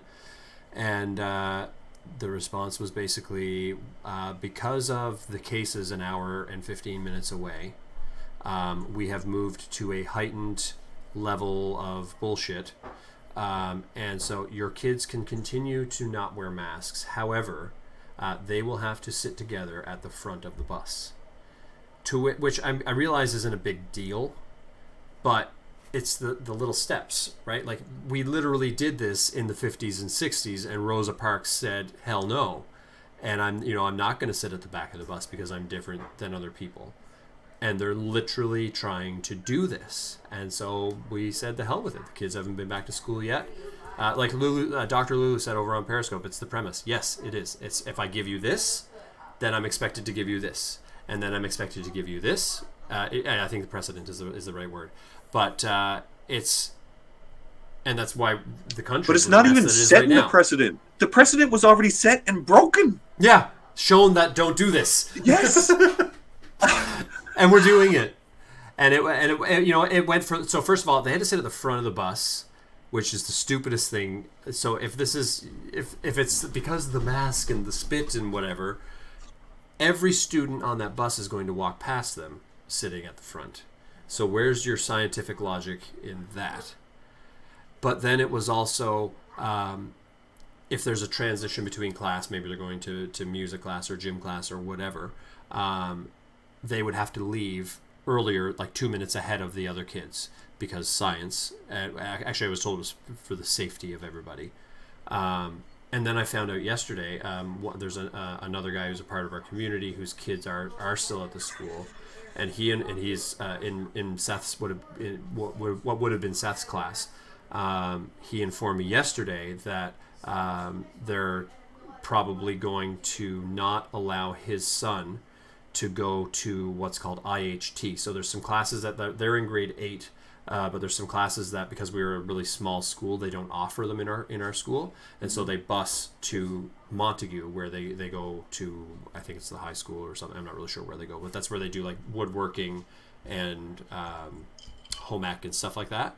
And so he was informed yesterday by the principal that they're probably going to have to not let him go to IHT because of this case an hour and 15 minutes away. And it's only going to get worse because apparently everybody in PEI got to go get tested no matter what they feel like. So there's so many people who have been tested in the last few days. It's like I read on Twitter this morning there's like a 3-hour wait at one of these things. Do these people not? What is it? Oh, the school in Surrey has it now. Well, guess what? Nobody would have had a damn clue if you people stayed home and stopped getting tested. I can't believe we're still here and people don't understand the PCR testing yet. They don't know the PCR testing yet. Who created the PCR test said it's not for this. Oh boy. You're using it wrong. Anyway, we're going to be talking medical misinformation here, so let's just get this to is the protest all and talk hypothetical, YouTube. We don't mean any of this. Hypothetical situation. The creator of the PCR test did, isn't on video talking about this. If you don't look that up. You can't look that up. You couldn't find that if you wanted to. Everyone that could be watching this on YouTube, but you shouldn't be watching on YouTube. You should be coming here and talking to us on Entropies. But the guy who invented it didn't have any discussions at all about this, and you cannot find that online if you search for it. If you went to like a place called Rumble or something, I'm sure you won't find it on. I'm sure you won't find it on Rumble. But if you checked out that site called Rumble, you might be able to find it. But anyway, the ridiculousness of that aside, in talking about the ridiculous segregation that your family and a lot of families are facing, and the level of crap and tyranny that's coming on us, there are resistors in this province, and they have been protesting for a very long time. Shout out to Angie. Yes. Shout out Susan. I can't remember the original four, but there's a big group now that come out a lot, including some professionals in the healthcare industry. So what happened on Monday was fairly phenomenal in that at the exact same moment that our premier was up denouncing the hospital protest, as we were talking about earlier, this protest group was moving from the hospital to the Shaw building, I guess it is, where they were holding this exact live broadcast where Premier King was was there giving the speech about all the so good. crap. It was brilliant. It was Perfect. frigging brilliant. It's like, okay, we're not allowed here. Let's go talk to you. We'll just go stand outside the building that you're currently in. It was brilliant. And not only just stand there, bullhorn. I haven't seen the braveness of the bullhorning that way. Yeah, I haven't seen the bullhorn. I had the bullhorn out one time when we were at the vaccine clinic, kind of shooting out some vaccine facts, but we don't see the bullhorn very often. And they had it out. They were, they were calling them out, and it was beautiful. I loved it. Yeah, and it's important to talk about this because it shows. Everybody says that protests don't do anything. You know, if you don't stand up and show yourself, I'm one of those people. I've said that a lot. Yeah. And I'm not saying that this did anything, but it forced them to do something. Yeah. They had to react to it because they knew that if they didn't, it would have kept growing and growing and growing. Because I was saying, "Holy shit!" I'm a bit away from. I couldn't believe it. I couldn't believe it. I was so sad I wasn't there. I know, but it's amazing that happened. I think it's important that we show the audience what happened when he came, at least a little bit of it, because there was a professional there, and I think it was very brave of this particular individual to stand up and have these very professional conversations with. It was a heightened emotional thing, but I think it was beautiful, and it needed to happen, and it just shows. It shows what it shows, and probably it shows what it shows for sure. We'll talk about that in a second. There is a whole video of this. It's actually, this video is the reason why I'm currently locked out of my main YouTube account. And so, but if you hit us up on Telegram, t.me/ where's my little link here? T.me/ and we won't put it on Rumble sometime very soon. No, we will not put it on Rumble soon. No, I never do that. We won't put it on Rumble. No. So there's I think it's about 15 minutes for the full video. It's all of it's really good. Yeah, the whole thing is very good. It's a person who works in the medical field, confronting Premier King is essentially the setup that I'll give you here. And this is literally just the opening clip of it. And it's probably a minute or so. I think it's about a minute long, maybe. And it's number one, it's heartbreaking to watch. It is, but you can also see what I notice anyway. I like to read body language, and I like to see people's faces when they're presented with information. Well, before you prep the audience on what you think, let's let them see it. Because I don't want to project our feelings of what we saw. You know what I mean? Yep. And I'm not trying to cut you off, Chris, on that, but that I just want people to see it, and then we'll say what we thought, because maybe they'll have a different thing to think. Yeah. You know what I mean? I just don't want to project. I don't want to do what the fucking media does, is what I'm saying. There we go. So here's a clip. This is the opening clip from when the group, they were protesting outside of the building. It's the Shaw building, where the, what I call it the COVID scare hour. It was happening. And so basically he had no choice but to... Had to do it. See them. Here we go. I know that. Currently out of work with twins and a kid in kindergarten. Very proud of you for putting me out of work. I'm sorry. Very proud of you. Because of my own personal choice, because I don't want nosebleeds all the time, and I don't want to have this thing rammed up my nose. I'm a perfectly healthy person. I don't leave my house. I don't leave the goddamn island, even when I'm allowed to. Like, why am I being disciplined for being a healthy person taking care of elderly? I was good enough all this pandemic. I was good enough. Great enough. One of the best on the floor, in my opinion, because I have that kind of personality where that's where my heart is. You took my heart away from me when you took that job from me. Well, I'm sorry. I missed 2 shifts without pay. I have kids to feed. What are you going to do for me? Well, I just want to try to find you another place to work. Another place. I guess we'll have to find you another place to work, says Dennis King. Premier Dennis King. I guess. Now keep in mind, never mind all your schooling that you've done. Never mind that this is your chosen career that you've been doing for, I believe they're around our age, so you've probably been doing it for 15, nearly 20 years. And obviously proud. We'll just find you something new. Obviously took pride in what she does. Yeah. Clearly. So because clearly.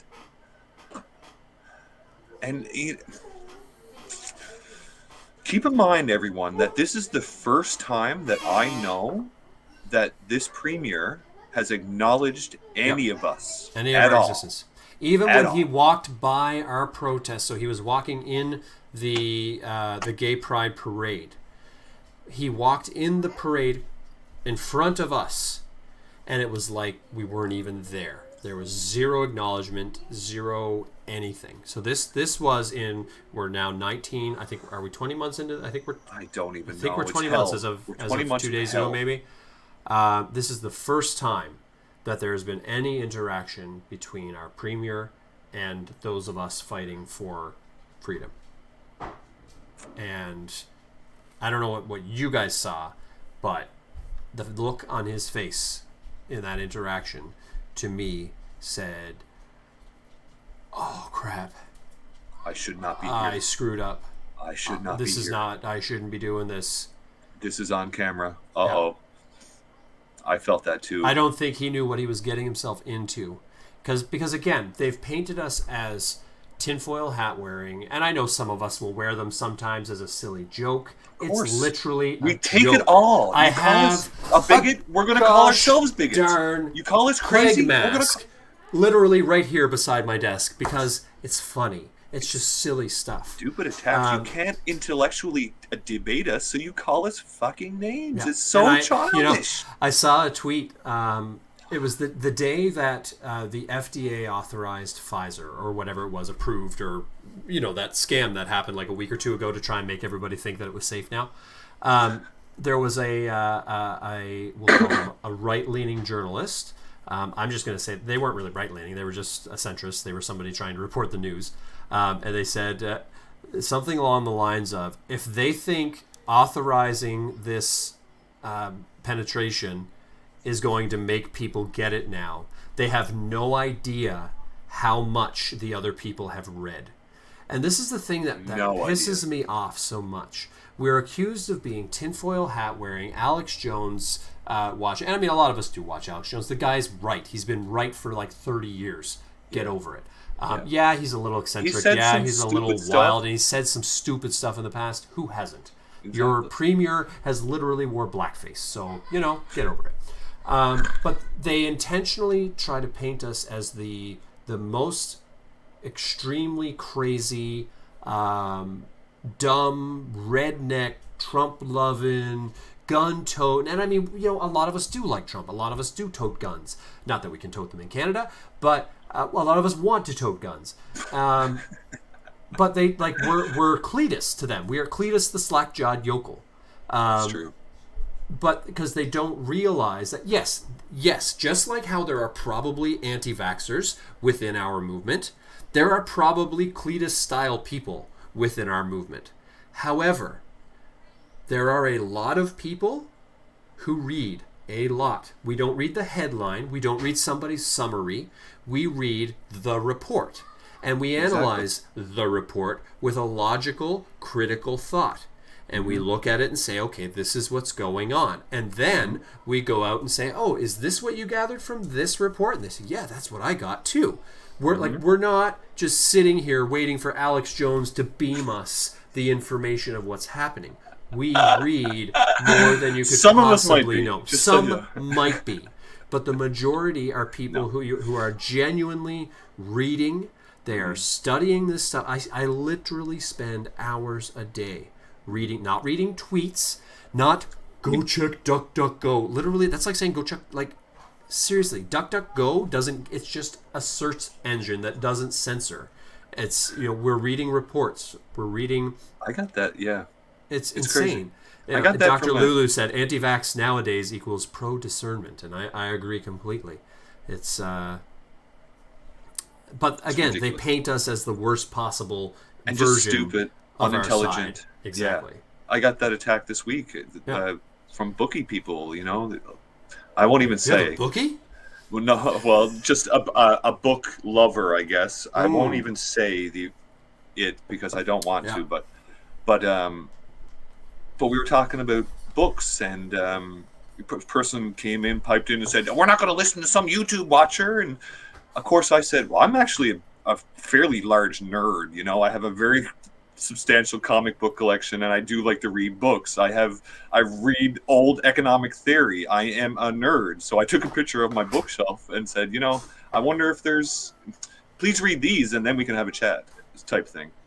Because I want people to know that we are not just dumb idiots listening to dumb shit. There's intelligent people that we're trying to get information out about to you. We literally have a biologist in our chat right now. Like, we're right now. There's somebody watching us who is like an immunobiologist or something like that. Like, the job of this person is to study viruses and your immune system. So, like, we're not just a bunch of... Yes, there are some slack-jawed yokels who are just sitting there playing their banjo and having a good time.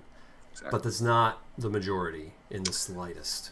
And to build upon that, what's funny is that it wasn't in this particular clip that you just showed, but at that same moment, he was... Sorry, molecular immunologist. My bad, I got it wrong. Well, sorry. Well, that's... My bad. Idiot. You dummy. I know what that means. Dumb idiot. Oh, we're not going to listen to you. God. Jeez. Now I'm discredited. Oh, God. Way to lie to our audience. Jeez. Oh, good Lord. Oh, my. But what's funny is that in that moment of the protest, there was a moment where he was asked how many people died in Canada. And he brought out a stat of like 550,000. He said 565,000 people. This is our premier. The premier of our province. Like, can we bring up the stats right now? I wish we had that clip, actually. And there's one person that was filming it. It's like, isn't it 26,000? Yeah. So that was the husband of the lady who said that. I wish we had that. But anyway, go watch that video. If somebody else doesn't have it out there, we'll get it on Rumble out there. No, we won't. We will not put it on Chris's Rumble channel. We will not put it on Chris's Rumble channel. Here we are. Today, as of today, coronavirus cases, 1.56 million. Ooh. Deaths, 27,000. And our premier either 565,000, he said. So the question is, does he fully believe this? Or is the person who is really in charge right now, which appears to be Heather Morrison, feeding our premier a bunch of bullshit? I don't know. I do not know. But everybody we talk to, no matter what, online, Facebook, in real life, that are ejecting us, they say, we're listening to Heather Morrison, premier included. And they say, go talk to Heather Morrison, as if none of us fucking thought of that yet. We tried to talk to Heather Morrison. She's a, what is she, like a Nobel Prize or something like that? That's what they always throw. She's got a Nobel Prize. I'm like, she has a Nobel Prize for the way she's handled the coronavirus outbreak. Which is bullshit. Oh, boy. Yeah. Obama got a Nobel Peace Prize, too, before he bombed, like, 14 or 7 countries or something like that. So anyway, that's just another story for another day. But I just want to say that, we've tried to reach out to the people who are apparently in charge here. And there's a lot of intelligent and professional people who have been reaching out, including, the Freedom Forum, who have put together this incredible open letter with massive amount of questions. And this was, 2 months ago now? And there was no response at all. Nothing. I also know that there's individuals. It was cited. It was sourced. It was like it had, and they used their sources. It wasn't like a Dr. Mbapma and Jabajum or whatever. They sourced like CDC and the links WHO to the source and articles. Yeah, it was amazing actually, and there was zero response to that. Nothing. Nobody talked about that at all. So people have been trying to get people to talk to us about information that, for whatever reason, the media is not talking about, and the government is not talking about, and some professionals are not talking about. But there are a shitload of professionals that are talking about it. Yep. And all of those professionals have article after article after article that is slandered. Censored. Exactly. Yeah. But the other thing that I wanted to touch base on that note about the censorship and the level of coercion on humanity right now, there are a lot of healthcare professionals who are afraid to speak out. That is why the hospital protest was at the hospital. Yep. To show the people that are afraid. Do you understand that? I understand your perspectives as well, if you're listening out there, that it probably is a little bit distracting. People don't want to see that when they're probably on a ventilator or dying from something unrelated. But the nurses in there who are terrified to say anything or stand up, they needed people there. So that's why they went. Sorry that a lot of people demonize that, but there's nurses and professionals that are not as brave as the person that we just saw at that protest, or not as ready to be, or just not as comfortable, or they can't take the consequences. The consequences. This is the consequences of your choice, you know? So that's why it's important that it was at the hospital. Get over it. I like it. Sorry, Chris. No, I'm in a mood, my friend. We're in a mood, really man. Sorry. I think we're allowed to be in a mood every now and then. That's why we're rocking the black background tonight, because we're in moods. Thanks, Greg. Thank you, Greg. Thanks, Greg. Thank you, Greg. Love you. Very, very much. We do indeed. And you know that was just Monday. We haven't gotten past Monday yet, which is ridiculous. And I just looked at the time to say, "Holy cow!" So that was Monday. Do we have anything else on the protest? I think we're good with the protest. That was Monday. Yeah. Please go watch that video. We'll get it out to you. Reach out to us. If you don't know about chrisburke.me. If you go to chrisburke.me, there's links to stuff. Telegram. It's all the links to all the things. Telegram. Yeah. And also, you know, just reach out to us. If you don't know about that open letter and you want to read it, reach out to us as well. We'll get it to you. We'll get it. It's amazing. And you all should be sending it to your leaders as well, especially Heather Morrison, saying we need a response to this. We need a response to this. The more people that fill their inboxes, the better. And I do know that there's individuals, speaking of, side tangent, there's individuals, or at least one, that has put in a Freedom of Information request to have all emails that was sent to or sent from Heather Morrison's inbox, because that is our right to know that. It is. To this day, they have not provided that information, and it has been delayed several times. That is a fact. I know that has happened. I've put in a few different FOIA requests, and over the last 19 months for a few different things that I was intrigued by, and the response that I got was essentially, due to COVID, we're not giving out FOIA requests. Right? I'm like, wait a minute. You can't go on the email. Here's your FOIA requested thing. And COVID somehow prevents you from doing that? Person who sits behind a desk all day? And we're all locked in our homes or offices where we can do it at any point, really? I'm pretty sure kind of across the board, that's what people are getting across the country when they send in FOIA requests. They're just getting this kind of form email that basically says, because of the times, we can't do that. Because as we've already seen in many video, in a video that was published a while back, they don't care about the law, they don't care about our Constitution, and Justin Trudeau is not interested in having the constitutional conversations right now. Definitely so not. Law is out the window, it seems. Justice, gone.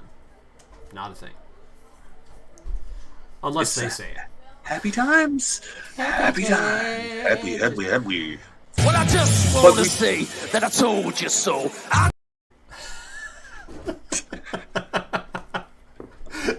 I'm going to keep that one on a button. That's a good idea.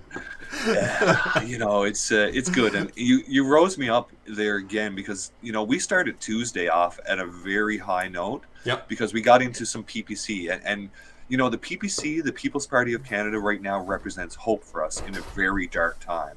For me and for you, I know, and for a lot of other people in this province. So we started Tuesday off with this love of knowing that we were all going to get together to hang out at a local pub that we had booked for had been booked by an organization here, the Freedom Forum people or whatnot. Our Speakeasy group. The Speakeasy group, right. So they reached out and they had it booked for several days to go to. And I guess, are we allowed to talk about the name of the place? And hell yeah. We're going to plaster that all over the place. So, you know, I don't even remember the name of it at this point. What is it? Triangle. The what? The Old Triangle. The Old Triangle. Is that a chain across Atlantic Canada by chance? It sure is. I think Are there maybe 4 locations in the can? Yeah. Something I like don't that. know. I know there's one here. There's one in Halifax. Yeah, I think there's 2 in Nova Scotia. I don't know for sure, but there might be one in New Brunswick and maybe one here in PEI in downtown. You know. You betcha. So the old triangle, I hear it was right. So they had that place booked to us for a PPC candidates, all candidates. It was a meet and greet. It was a meet and greet. That's what we told them it was. Nobody went in with nefarious and said it was something. In fact, when I asked about advertising it, the organizer of the event specifically wanted to verify with the old triangle that, like, this is, just so you guys know, this is a PPC event, and then got back to me to say, yep, go ahead, you may promote it now. Everyone knows what it is, and keep her going. I got what you and ice now. Oh, you got ice now. They canceled us last minute. We've been advertising it all week. It was a meet and greet. Come on out, meet the 4 candidates for the People's Party of Canada that are in Prince Edward Island, as we've never had them before. Come on out. We're going to gather.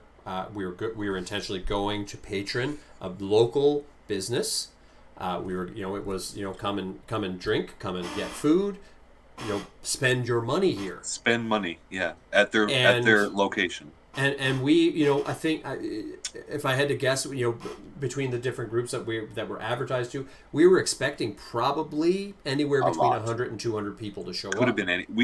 I had no idea what to expect. Not a clue. And I think that's why it actually happened the way it did, because the word was getting out crazy. I don't even think the bar would have been able, or the pub would have been able to have them. I don't think so. And it just got out of itself, and it could have been crazy, right? It could have been the picture that we wanted with the PPC supporters, Purple Wave rocking out. Yep. So we woke up and it was like midday. We got that news, and that just smacked us in the face big time, saying, "What the heck do we do here?" And keep in mind, I want to remind everybody, if you guys aren't aware, the viewers here that's on the other places like YouTube or Periscope, that's not hanging out in Entropy Stream here, where you should be, where the cool kids are chatting. I just want to remind everybody who might not know, there's an election happening. So what you would think that people politically inclined would be meeting just during an election in a democratic society. Yeah, pretty normal thing if you ask me. And what we were told was that they received multiple phone calls telling them that our group was going to be full of radicals. Radicals. Now, I have some suspicions on who may have phoned. Some people who try to engage with us as well. Extreme people who I would consider to be extreme types. Phoning and simply saying there's going to be radicals here. And so we wanted to show them the radicals. But wait now, just to remind people that we did start off Friday and Saturday with these online attack dogs coming after us. So it's very easy to call a business and say something, right? It's very easy to lie and distort and change somebody's perspective by just a simple phone call. Apparently, there's one business owner here that is very susceptible to such a phone call. Yeah, or he's just really wealthy and doesn't care about that. So who needs money? Yes, exactly. But we kind of all said, and kind of did something anyway, right? Yeah, we did. Yeah, we still gathered. We gathered. I'll show a few clips from that night. Maybe we gathered because it was a PPC meet and greet. People wanted to come out and they wanted to meet our candidates. They wanted to hear what the PPC candidates had to say. We're 4 days from an election. PPC's brand new here. People don't necessarily know what they are, so we wanted to gather. And so, give people an opportunity to shake hands, kiss babies, all that fun stuff. Kind of give us, their quick spiel. Yeah. And so I'll show their spiels in a minute. Okay, you got those. Okay, so I got a little story about Christopher that I want to share when we show his in between here, because I want to remember that. Okay, just remind me of that. It's very you betcha. So I thought it would be good to show the radicals first, because this is essentially why, not that the event was canceled, but this is why the left tried to cancel the event, because we're a very extreme, radical group of people. Here we go. Oh, Canada, our home and native land, true patriot love, in all our sons command. Peaceful people. The rise, our true north, strong and free. Yes! Far and wide. Go Canada. We stand on guard for thee. God keep our land glorious and free. Oh, Canada, we stand on guard for thee. Oh, Canada, we stand on guard for thee. Woo! Yes!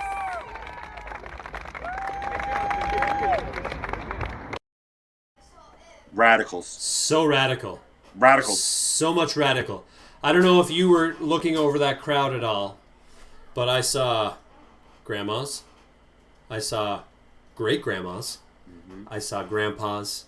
Mm-hmm. I spoke with first responders. Mm-hmm. I spoke with doctors and teachers and cops. And there wasn't anyone there that came to me and said, all right, let's get out the guns and let's do this. There was so much love and passion with that group of people who were denied service, basically, from a venue, who were very stupid. Look at that crowd that was there. And then responded and gathered at the park and just said, let's just do something. Nobody knew that was going to happen. That we just suggested it, and we went there, and I was so... I'm watching it now, and that was beautiful, wasn't it? Yeah. And you know what? So two things happened in that moment. I was, as I said before, I like to watch people. I believe the owner was the guy who was on the door. Number one, he was engaging in the song. I could see that, even though he had a mask on his face. But I don't know if it was you who told me or somebody else who told me. But somebody had a conversation with him, and he actually advised that person that what we were doing made him proud to be a Canadian. Which is kind of interesting. That is very interesting. This business that is literally segregating us out because we think differently than them. But yet the same man who made that call is whether saying, it was that particular person, I'm not entirely sure. Yeah, I'm not entirely sure. It was management, I do know that, because I did speak with that person. And the response was, that made me proud to be a Canadian. Yeah. Wow, I did. That's how cool is that? I got to figure out who told me that. But yeah, it was that was something else. Wow. But for the people to respond that way naturally, organically, that to me was so beautiful. Nobody planned that. That was like, let's do this, and it happened. Yeah. And to me, it was a very big community thing after being punched in the face earlier that day by whoever it was that disrupted us. Because, as I said, it's been a week of nothing but pushback. Yeah. And this dirty campaigns that I know is planned by political or activist entities. So yeah, it's dirty. It's very dirty. Let's meet some of these guys. Here's Scott. Wait. Let's be running in the Charlottetown. Let's hear for Scott, everybody. Don't mind me, Scott. My name is Scott McPhee. I'm from Stratford. I live in Summerside. I work at Hillsborough Hospital, so the mental health aspect of the lockdowns and the vaccine issues, I know very, very in depth. I'm not a career politician, just a guy that got very angry all the time and decided to actually do something. Late starting to the game, like most of us are here. We started our actual campaign after the election was called, so we're scrambling to keep up. We're trying to make a difference the best we can, and even after the election, we'll continue to do the same. Appreciate all your support. Any questions to any of us, ask anytime. Just trying to be a voice for you guys. Thank you. Thank you very much, Scott. Scott McPhee, yes. Scott's working in Charlottetown riding. Charlottetown. Again, this is for the People's Party of Canada that we're speaking of here. You guys, I don't know who's listening that might not be aware of that. And thank you all for joining. I'm Harris. That over there is Chris Burke. This is Faith and Liberty. Thank you, thank you, thank you. But we're talking about the People's Party of Canada, the people that the media doesn't really talk about or are demonizing. Boom, ocean. Boom, there we go. Also, So that was not for the a Charlottetown career riding. politician by any stretch. Half you know me, so right, so without saying, correct? Kevin's in cardigan. So look, public speaking. Look, like you know, what am I doing, right? Like you know, some You're doing great. You're doing great. But listen, I mean, something's got to be done. They're absolutely insanity, and we, even us, the woke ones, don't have a clue, right? What's actually going on? We know something is, but we're not in the loop, right? I mean, let's be honest. We don't want to be in that loop. We're not in the 1%. We keep being called things like a fringe party. We're not a fringe party. We're smack in the middle of the race here. Yeah. Some polls are showing us, you know, heel to heel here, right? So There you go. Radicals. Radicals, yeah, clearly, you know, yeah. Look at all the buildings we're setting on fire, right? Like, they grasp at straws because they're afraid, right? They're afraid of you, they're afraid of me, they're afraid of him, they're afraid of everybody, right? Because they know freedom. Right? They know we know. We are their #1 threat. And you think they don't know it? Oh, they know. Right? This is the establishment we're talking about, folks. And it goes beyond that. Okay? We're talking about people with more influence, more money, more power than you can ever imagine. Right? It's a trio. Okay? And we're in the thick of it. Make no mistake, we are at war. Yeah. Okay? You're at war.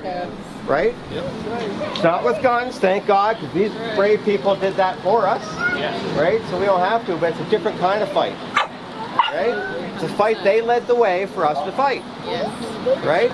Without them, there's no this. Absolutely. And if you think that message has escaped me, you're dead wrong. Nobody cares about people like this more than I do. Right? Yeah, here. Now, I've never served. I'm not saying that. I've never served. But they sure did. You serve every day. Correct, sir. You want to say something? Oh, I just I'd love it. Fair enough. Wow. There's Kevin. Kevin's running in cardigan riding. That's my riding.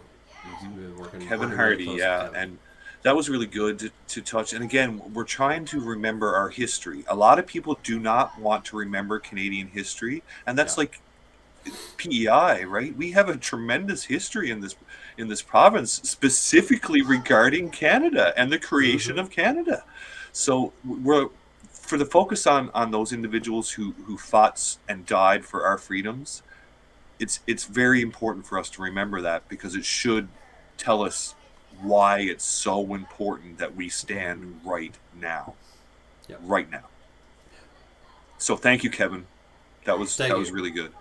Thanks for letting us work with you too. It's awesome. You said you wanted to intro Chris. Go for it. Christopher Landry. Yes, Christopher Landry. I've been working with him. He's in the Malpeque riding, and I got to know him quite a bit over the last little while, and just help him with his campaign, because again, he's like the rest of them. He's not a career politician, and that's exactly what I'm looking for right now. Not somebody who's in it for the career, somebody who's in it wants to actually help individuals and all individuals with their rights and their freedoms. So, I got to know him quite a bit, and he told me, again, he's running in a federal election right now, and he's the first ever candidate for the People's Party of Canada in the Malpeque riding ever in history. Nobody wants to write that story for whatever reason, that these 4 individuals are the first, and they will always be the first. But he is one of the firsts. And he's a wonderful man, very humble. He told me yesterday that his daughter in grade 6 class are doing a little mock election, right? Like I remember doing. And they put all the people in the riding up on the wall. And of course the young one looked up and said, "Which one's my dad?"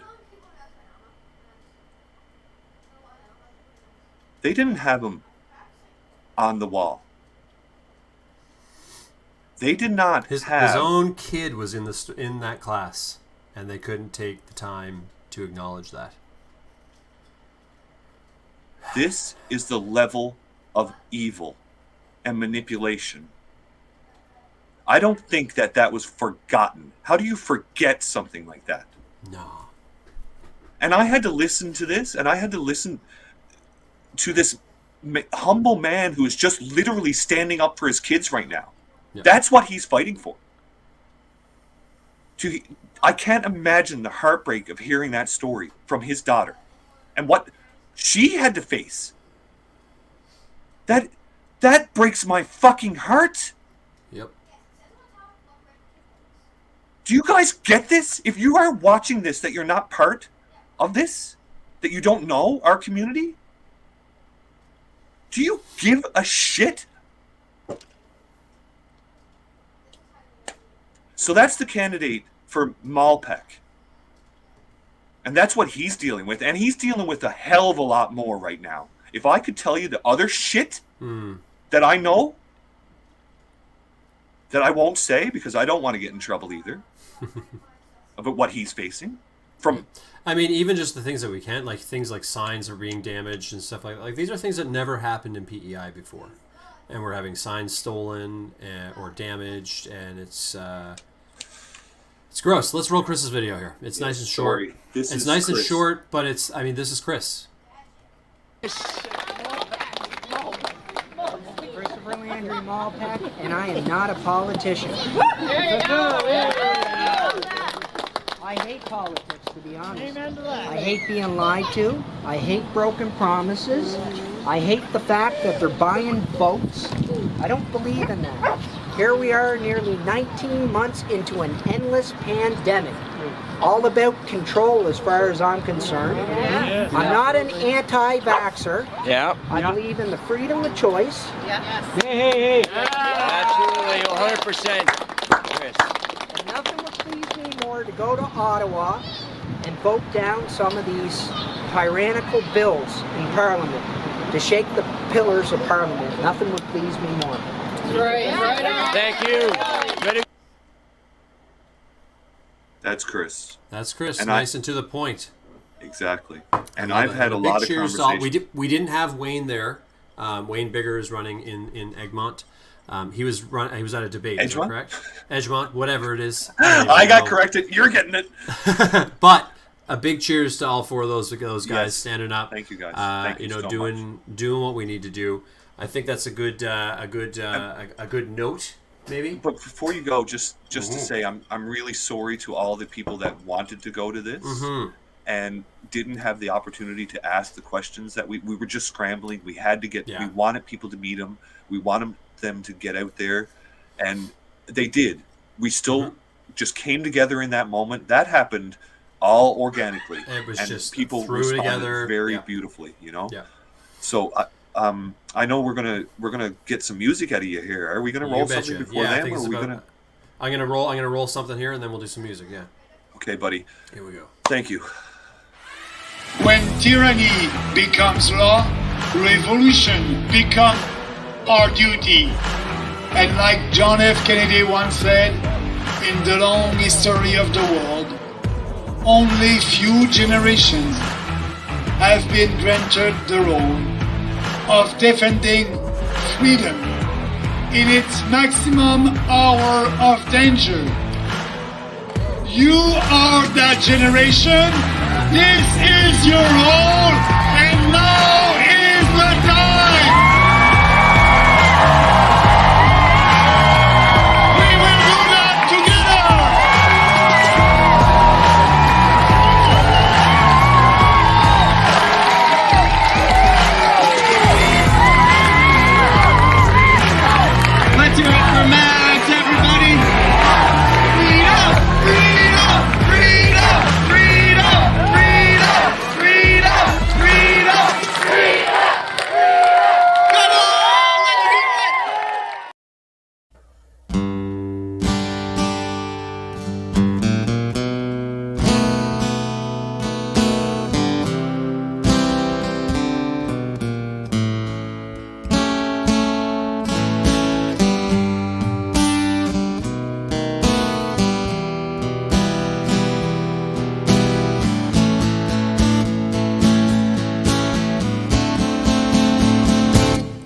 That's life.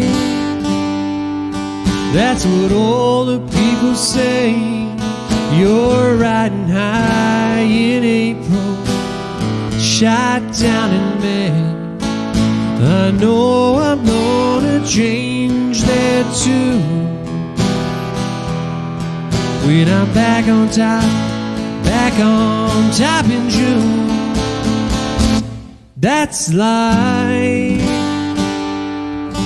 And as funny as it may seem, some people get their kicks stomping on a dream, but I don't let them get me down. 'Cause this final world keeps me spinning around. Well, I've been a puppet, a pauper, a pirate, a poet, a pawn, and a king.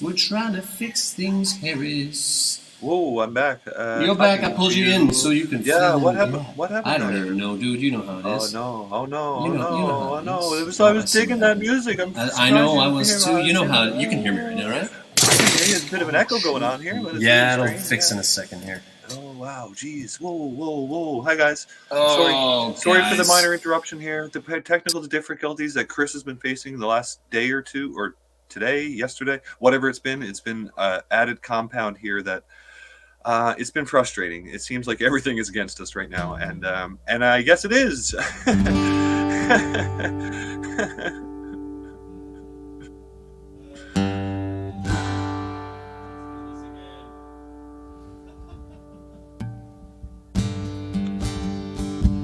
I've been a puppet, a pauper, a pirate, a poet, a pawn, and a king. I've been up and down and over and out, and I know one thing. Each time I find myself flat on my face, I just pick myself up and get back in the race. That's life. Oh, you know I can't deny it. Many times I thought of quitting, babe, but my heart just won't buy it. And if I didn't think it was worth one single try, well, I'd hop upon a big old bird and fly. Well, I've been a puppet, a pauper, a pirate, a poet, a pawn, and a king. I've been up and down and over and out, and I know one thing. Each time I find myself flat on my face, I just pick myself up and get back in the race. That's life. Oh, you know I can't deny it. Many times I thought I couldn't now, but my heart just won't buy it. And if there's nothing shaking, here come this July. Well, I'll hop upon a big old bird and fly. That's life. And as funny as it may seem, some people get their kicks stomping on a dream, but I don't let them get me down. 'Cause this final world keeps me spinning around.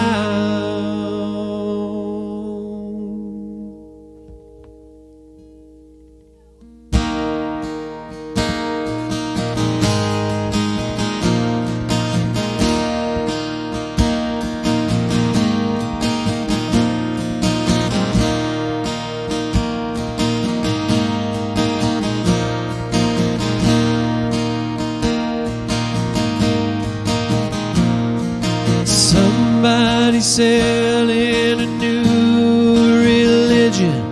Somebody's selling a lie. Somebody wants all the strife and division that's driving us out of our minds. They're telling the world not to trust their own eyes. They're telling the people they're wrong. They're keeping the truth for their power and gain, and taking whatever we've got.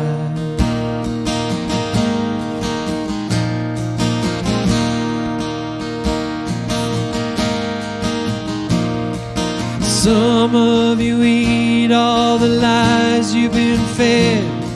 Some of you just go along, training acceptance inside of your head to give them whatever they want. You're leaving your brothers and sisters behind. You're told it's the best thing to do. You're shutting out friends 'cause you're told that's what's right. Now they win because all of us lose. And it's so sad watching these times as they change. And it's so bad. The battle's been violent and strange as they lock us indoors in a prison of this silent war.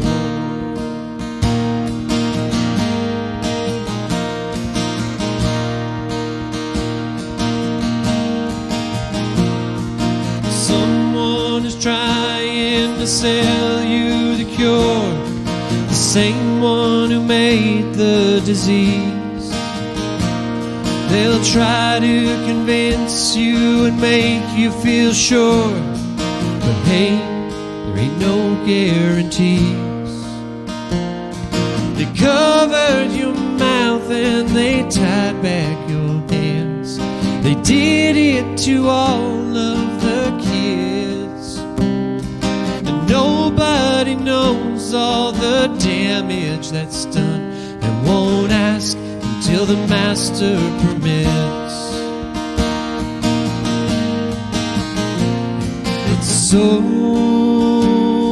sad watching these times as they change, and it's so bad. The battle's been violent and strange.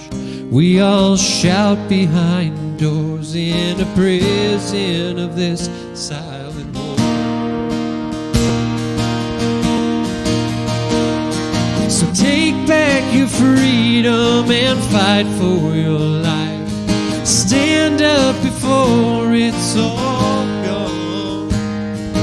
Take back your freedom and fight for your life. Stand up before it's all gone.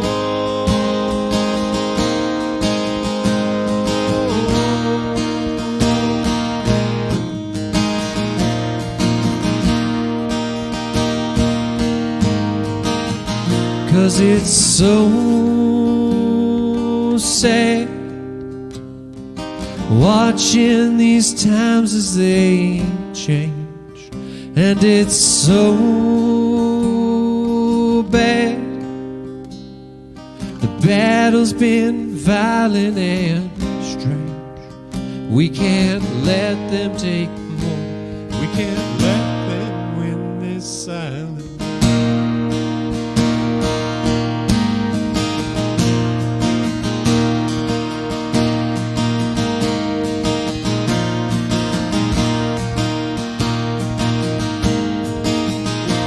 Take back what is yours. Don't let them win this silent war.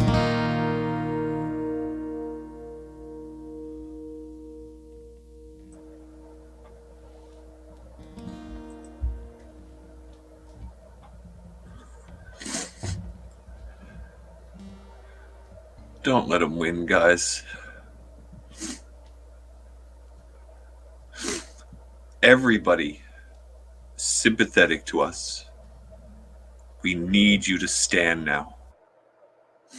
Everybody that's not sympathetic to us, we need your help. We can't do this alone. And we can't let them win.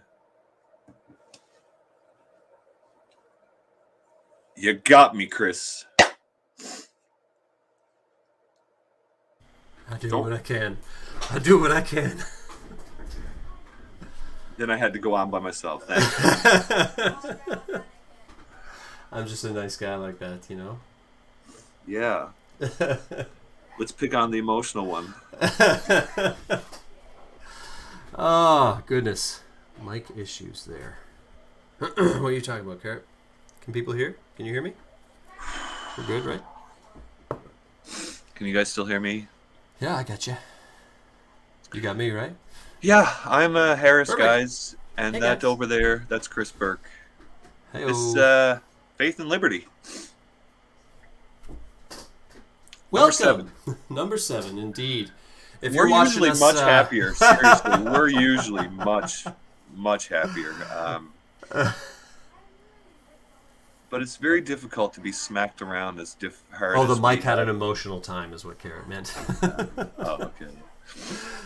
Yeah, they do that every now and then. If you're watching on YouTube or Twitch or Twitter, please join us on Entropy. entropystream.live /ChrisWTBurke. We are hanging out. That's where all the cool kids hang out. We're not big fans of YouTube. In fact, the channel that you're watching on right now, the only reason it exists is because my main channel was locked out for medical misinformation. But yeah, join us over on Entropy. We wanna hang out with you guys. We wanna Yeah, meet you please, guys. I'm in a mood tonight, obviously, and I'm not paying attention to the chat as much as I do, but I do love you guys so very much, and you all have saved me. Chris, you have saved me. This community that exists, I know you're all beautiful people, and you are all right. Mm-hmm. You're right. Yep. Don't ever doubt that.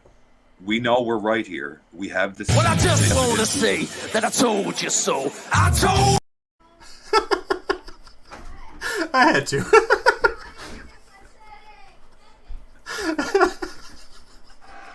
Let's let it play. Well, I just want to say that I told you so. I told you so. I told you so. I told you so.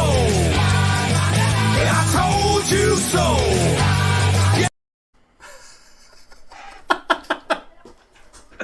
Oh shit! Oh god! You're welcome. Oh man, I'm so gonna have a heart attack. I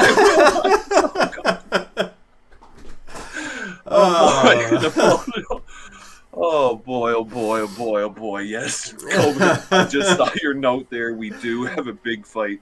Yes. We are at the gates. We need everybody. No We one need gets everybody. on the truck. And you know what? If you guys need to know if you're right or not, I think we might have a video here from that night as well that happened. If we're going to show this, Chris, if it's cool, you don't even know what I'm leading into, but it happened right after we sang "Oh Canada." Yeah. And if you guys want to know whether you're right or not, this might be a good person to listen to from my perspective.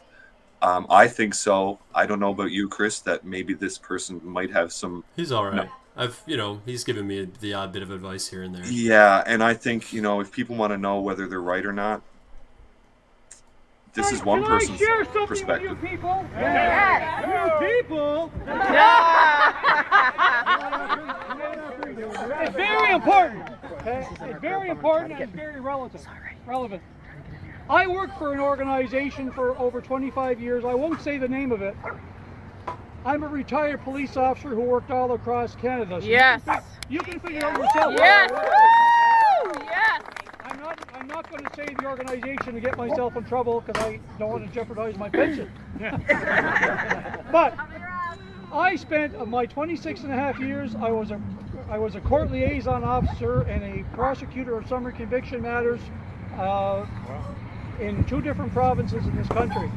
Okay, I know a little bit about the law. Yes, you do. Okay, I also took an oath to uphold your Charter of Rights. Yes, yes, sir. Okay? I said I would uphold the Charter of Rights, the rights of all Canadians. I took an oath to do that. I'll finish by saying this. Let me assure you, I've been following Trudeau since 2015. The first 4 years on a daily basis. I lost a ton of friends. Obviously, they weren't worth having anyway. That's right. But let me tell you something. Let me assure you of something. Your rights, from my understanding of the Charter of Rights, and if you haven't read it, you should, are being violated. Yes. Yes. Yes. Hooray! In more ways than one. Absolutely. That's all I wanted to say. Every Our way. rights as Canadians are being violated. Thank you. That's my dad. Amazing moment, Chris. That was an amazing thing, and I thank Wayne, if you're out there, man. Thank you so much. I think he's in the chat. Yeah, if Wayne, if you're in the chat, say hello. Anybody that's in the chat, say hello to Wayne. Wonderful human. Very he goes by brave. Boss Haas around here. Boss Haas. Boss Thank Haas. you, Wayne. Thank you for saying that. And I don't know if it was something you had planned or if it was just after what happened with the "O Canada" singing, and you just felt that moment and you had to speak and had to say what you needed to say. Whatever it was that got you to do that, thank you. We need people to stand up and use their voices, and you obviously have an understanding of this that a lot of people don't, and for you to say that means a lot to me and to Chris and to this whole community, that we need people to stand and say what they need to say, what's right, and you're right. Yeah. Thank you. Mom in the chat said oh, that's right, he had surgery today. He had he had to get a nose job. He wanted to look pretty. No, he has a deviated septum from all the fighting as a cop, and so he had surgery. So Mom said that he's snoozing after his surgery, and then she also said good. he doesn't plan. so there's the answer to that question. Well, everybody in Canada, get out and start singing our national Garrett anthem. said he's a bit late with the snip. Just a little. But yes, get out and sing the national anthem, people. If it's going to inspire our very professional people to speak what they need to say, then this is what we got to do. If that's what inspired him to do that in that moment, if that's what it was, then do it. Let's do that. It's I'm so thankful of that, and he's right. We're obviously, our rights and our freedoms are being infringed upon, and I can't believe it's taking this much convincing to make that point clear. So thank you. Yes, and more. We need more. Stand all up. of them. All of you. Stand up. You know, we see these protests happening across the country of the first responders, the cops and the doctors and the firefighters, and standing up, saying no more. And it's not just Canada, it's happening everywhere, all across. But we need more. Because I shared a video yesterday or today, I think it was on Twitter or something like that, of the France protests where they were, the firefighters laying down their helmets and doctors literally throwing their white coats, into the pile, and somebody's response was "Stupid is as stupid does," and I'm like, really? That's what you get from that? These people who literally put their lives on the line every day are saying, I can't do this anymore. They're giving up their careers, that they have invested time and money in. And your response is stupid is as stupid does. It's because these people have been turned cold and they don't care. It's similar to the people that argue that, well, if these nurses aren't educated and aware enough of healthcare, then they should be fired for not taking a vaccine. It's like, are you really this? You trusted that doctor or that nurse for the last 10 years as your family doctor. Why aren't you trusting them now? And it's like, well, because they're saying something different. It's so mean, and it's so hateful, and it's so divisive, and it's all being conditioned by the influencers, the media, and the politicians. Clearly, this is not a friggin' conspiracy. You can look at the evidence. We talked about it earlier. We gave it. You just have to start looking yourselves now. Again, we're probably preaching to the choir here. We know that we're preaching to the choir. We are. Yes. Nobody's looking at us. But you know what? We get after views, and we know that anti-hate are here. So I mean, we know that terrible organization are here. So somebody's listening that doesn't agree with us, which is I'm good with that. Good. Come talk to us. Yes, Evan, reach out, my guy. We'll chat. Find out how much of a Nazi that we're not. Like, come on, just have a conversation. And that goes for anybody in PEI that are attacking us on Twitter and shit. I often say, can we just meet for coffee so you know that I'm just a guy? We're not saying come and join us on the podcast. I don't necessarily want to give voice to a random person who I would deem as nuts. But meet us for coffee. Have a conversation. And you know what? If there is somebody intelligent enough that can actually debate their point of view in an intellectual way without attacking and slander and censorship, I would love to have that conversation. I would love to. Love it. But they will not. They block you as soon as you ask them to. Yeah, it's crazy. I'm in a block mood now too. I'm not taking the nameless trolling and the very vile stuff that's just obviously looking for your reaction. No way. No.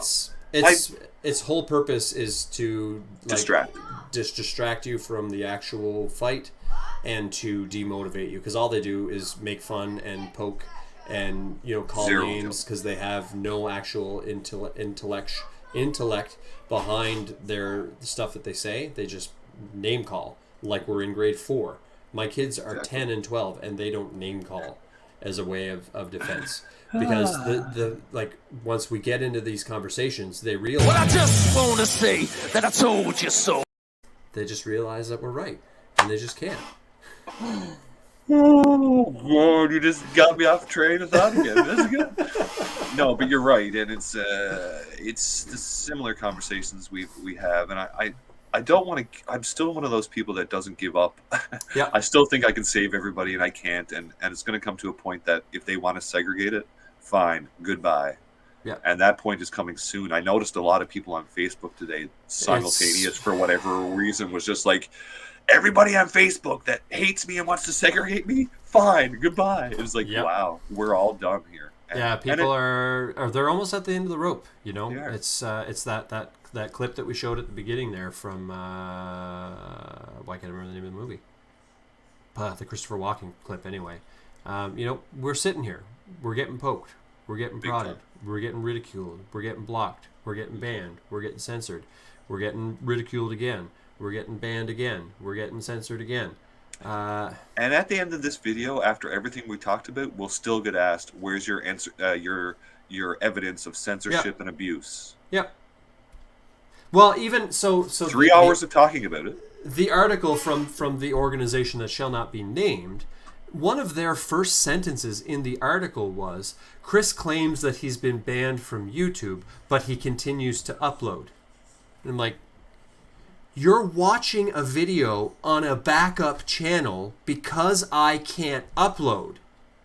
I have included in my tweet the screenshot from YouTube, which says you cannot upload or live stream or use your community posts for, the first one was 7 days, the second one was 14 days. I've included this information. And they're still, again, bullshit, saying he claims that he's been banned, but he continues to use it. I'm like, you're on a damn backup channel. They're just liars. Harris thinks they're an or idiot. Steve agrees. Jeez. Boy, oh boy. It's why do I say boy, oh boy? It's my good boy saying. Boy, oh boy. It's so funny. Golly gee. Compared to the first stream where I was highly vulgar, I've come a long way, I think. But yeah. But this is the level of crazy that we're dealing with here, and this is only the tip of the iceberg. There's just, it's so much. And Tuesday was a beautiful day. It was trying to scramble, and how I felt dirty, man, just being segregated at the last minute like that or whatever. It's just wrong. And I was fairly upset with the particular individual that we went and talked to, and I kind of not snapped, but I thought I was fairly nice, but obviously upset. And we went back and we just tried to rally everybody, and then the moment happened. And we also followed that, by the way, which we didn't even talk about, with a massive chalking campaign of downtown. Yeah, we haven't even talked about that. We haven't even talked about that. Totally forgot. Because it just so happened that, this is going to bring up a very ugly story too, but we just so happened to have some chalk that one of the very kind individuals and very brave warrior in this province, Natasha, I don't know if she's here tonight, but she had the chalk and said, okay, let's do this. This is just scrambling again at the last time. So I don't know how many people were there because I never count, but we all just said, okay, let's go. Let's we covered 5 or 6 city blocks at least.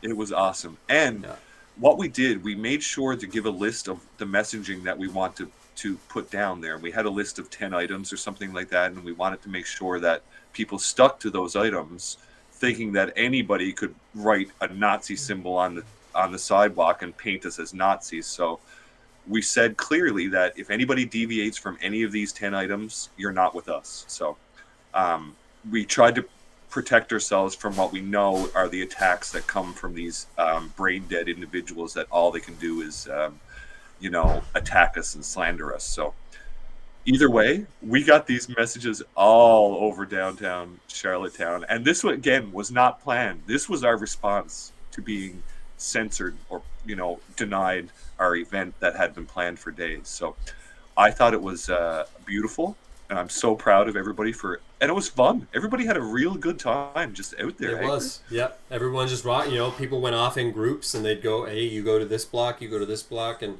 that whole kind of downtown sector, all around was just covered. And I mean, it wasn't, yes, there was a lot of, we were posting stuff about PPC, but it was like things like freedom, things like no vax pass, things like, what else was there? Harris hit me with some of these. Vote PPC Unity. Unity, yeah. Those radical messages. Radical messages, like freedom. Yeah. And then but it did was we get confirmed what we heard happen the next day? I'm going to talk about it, and we should talk about it, but I had no confirmation because I could not get confirmation. But yes, it was there, and it was beautiful. I think it was awesome. Absolutely beautiful. It was a beautiful moment. I haven't, you and I, as we do, kind of bounce from group to group and kind of talking with people, and every group that I went to, people were laughing and smiling and having a great time. I mean, you and I hung out with that other group at the very end. I know. We couldn't get home. Like an hour. We walked. We would for leave, 5 and then seconds. there'd be another group. I know. And then we'd leave, and there'd be another group, and we would, and so we talked with these people for an hour, just laughing and having a great time. Meeting new people, talking about future plans. It's chalk. Remember, chalk. Yeah, so we got reports the next morning from particular individuals that I cannot confirm this. I tried to get confirmation of it. Maybe somebody in this chat here can confirm, but I needed visual proof of it. Mm-hmm. But it was told to me that the city took the pressure washers to the sidewalk chalk that morning. So, again, libertarian. Love the taxation. Love how they use the money that they take from us. There's your tax dollar. Your tax dollars at work spraying chalk. So I can't get confirmation on that, but I did hear that from a very reliable source, and I do trust this particular individual. So if you did that, you childish people, oh my God. It doesn't matter. We had our moment. It was community building, and it was amazing. And it went on the internet. People it went through Twitter, not from us. Yeah. So I mean, people knew, and people saw just how radical. Yeah, right. Oh, those so radical PPCers. It was amazing. So you childish people, if you had to get out and wash that off, good for you. I hope you had something to do that day while we're all facing job losses. Whoever had to wash it, whoever got assigned that job, I'm sorry. I'm not sorry for writing. I'm sorry that you work for a pathetic government that sent you out to do that. It's just gross. It's gross. But you know what's even more gross, disturbing, unnecessary, and a sign of what we're got coming to us? What's that? One of the reasons why this particular person had some chalk is because there's little things that people do to get the message out, because we have no other media, we have no source of getting information out besides us idiots out here talking. We're it. So some people try to communicate in guerrilla marketing or whatever to get the message out there, including political entities. But I know this week that some particular parents decided to do some freedom, much like what we did that night, some freedom messaging, very freedom messaging on the sidewalk at a school, okay? With chalk. With chalk, just freedom messaging, just trying to help some students. Nothing about the PPC, it was just freedom stuff. Freedom stuff to help the students who are also facing some coercion, a lot of coercion, and doing stuff that they do not need to do. So these particular parents tried to show some peaceful, loving action by writing some chalk at this particular school. And these particular individuals, I believe it was maybe only 4 people, mothers, I believe, were met with a police response because they were called to respond. And not just one particular vehicle. 3 cars and a paddy wagon. Showed up to mothers writing in chalk. Freedom messaging. On sidewalks. Not even on the school property, just on a public old sidewalk. Are you listening? If you guys are out there not part of this, are you listening? Tax dollars. And if you police officers were there that day, I hope you were fucking embarrassed by what you responded to.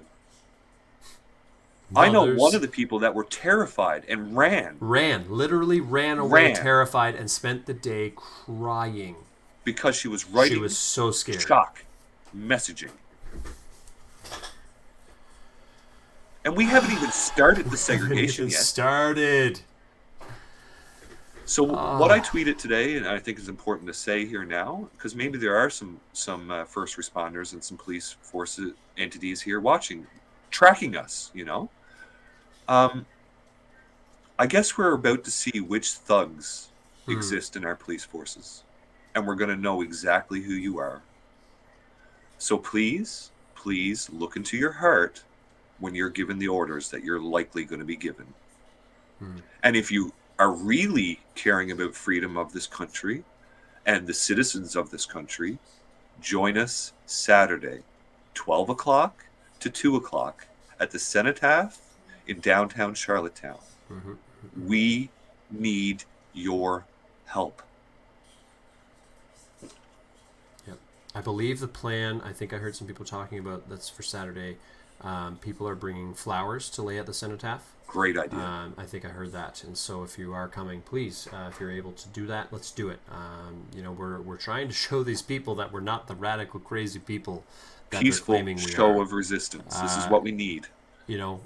Even none of our protests have really gotten crazy hairy. And the only times that they have, it's when people from other people come at us, and it's people, and it's never physical. Always just conversations might get a little heated, if you will, but it's never our group. We're not there to start something. We are simply standing for freedom. We're standing for we're standing for the nurses and the doctors and the cops and the teachers they're going to get fired. I have a teacher that I talk to on a daily basis. And she's just counting down. She's like, any day now, because she said I'm not getting tested. I refuse to get tested, and I'm not getting the jab. And so she's just any day now. It's going to come down the pike. And I just saw Scott wrote in the chat. Scott, his kids go to the same school as mine, and he said, did you hear anything about parents who refuse to get the clot shot not being allowed inside the school anymore? He said, I didn't see it personally, but that's what I was told. I wouldn't be surprised, especially after the stuff that I've been told by the principal this past week about how they're trying to segregate our kids and how there's potential for them not being allowed to go, to their IHT classes and stuff like that. It wouldn't surprise me in the slightest if they said that you're not allowed in unless you got the clot shot. That's kind of what's coming, right? That's the QR code. It's the verification that you are a follower and you don't rabble rouse. You just want to do what you do and you're going to follow in line. And so and yeah, I wouldn't be surprised. I wouldn't be surprised either. And I'm the more we go through this, I've been thinking for this whole time that, there's a lot of people that are conditioned and brainwashed because of the constant onslaught of media and big tech, and it's very hard to fight. And I still believe a lot of people are. But I'm also at the point of thinking that there's a lot of evil motherfuckers, too, in high positions here. There are. And not just in Canada, maybe even here, these sociopaths or psychopaths in positions of power, and we need to shine lights on this. So I heard of I don't even know if I should say this, actually. I wouldn't. Is it the thing that we were talking about earlier? Yeah, about I gotta wait for confirmation on that. Let's wait on that. But it's horrible. It's ridiculous. It's ridiculous. It is very ridiculous. We'll talk about it next week, and and we'll talk about how ridiculous it is. We need. I need proof of this. There's confirmation tomorrow. We've spoken directly to the person that we're referring to, but we need it. Oh, that's not even the thing I'm talking about. But I don't know what you're talking about. I'm talking about the. We can't. We'll just move on. We'll move on. But I can't say it. But there's a particular thing that happened at one of the educational institutions. Oh yeah. That is pretty evil if it actually happened. So. Yeah. Carrot said by next week this could be tame. You're very, very correct. It could be nothing. We may not be here next week. This is true. If things don't happen on election day, like at least some sign of hope, it is quite likely that a lot of us are going to get locked up for wrong things. So prepare yourselves. It's just as well to get prepared. So I say that jokingly, but there is some serious in that. If we're not here next week, it's likely because something happened. So. But we won't give up. No, we're not. We won't go quietly. We will not go quietly. And it's important that we all remember that we have a voice. We're all very strong individuals, and we all have a right to say no when there's tyrannical governments trying to enforce tyrannical things. Yeah. So, Carrot said it's all Steve's fault. Sure it's not Harris? I don't know. Great boy. Journalism there, Alvin. You're just a great dude. Idiots. Come on the show, I dare you. Idiots. Which reminds me, speaking of shows, make sure you stick around. There is a fantastic show following this one. We haven't even talked about that bad boy Pre-game, man. We got Super Conspiracy Thursdays coming up in 21 minutes. I didn't get the link today. Did he put out a link today? I don't know. It's on, if you go to entropystream.live, it'll be there when it goes live. You'll find it. See it. Super Conspiracy Thursdays. East Coast Canadian, Matt Copeland and Phil Brown. They're hitting, fantastic videos. They're hitting the news. They're hilarious together. Great community building. Make sure you hang out. If we see the link live as we're ending, we will definitely make sure to put it in the chat. But if you go directly to entropystream.live and just hit enter on that, it lists all the people who are live. There's not a whole lot because Entropy is still a new site.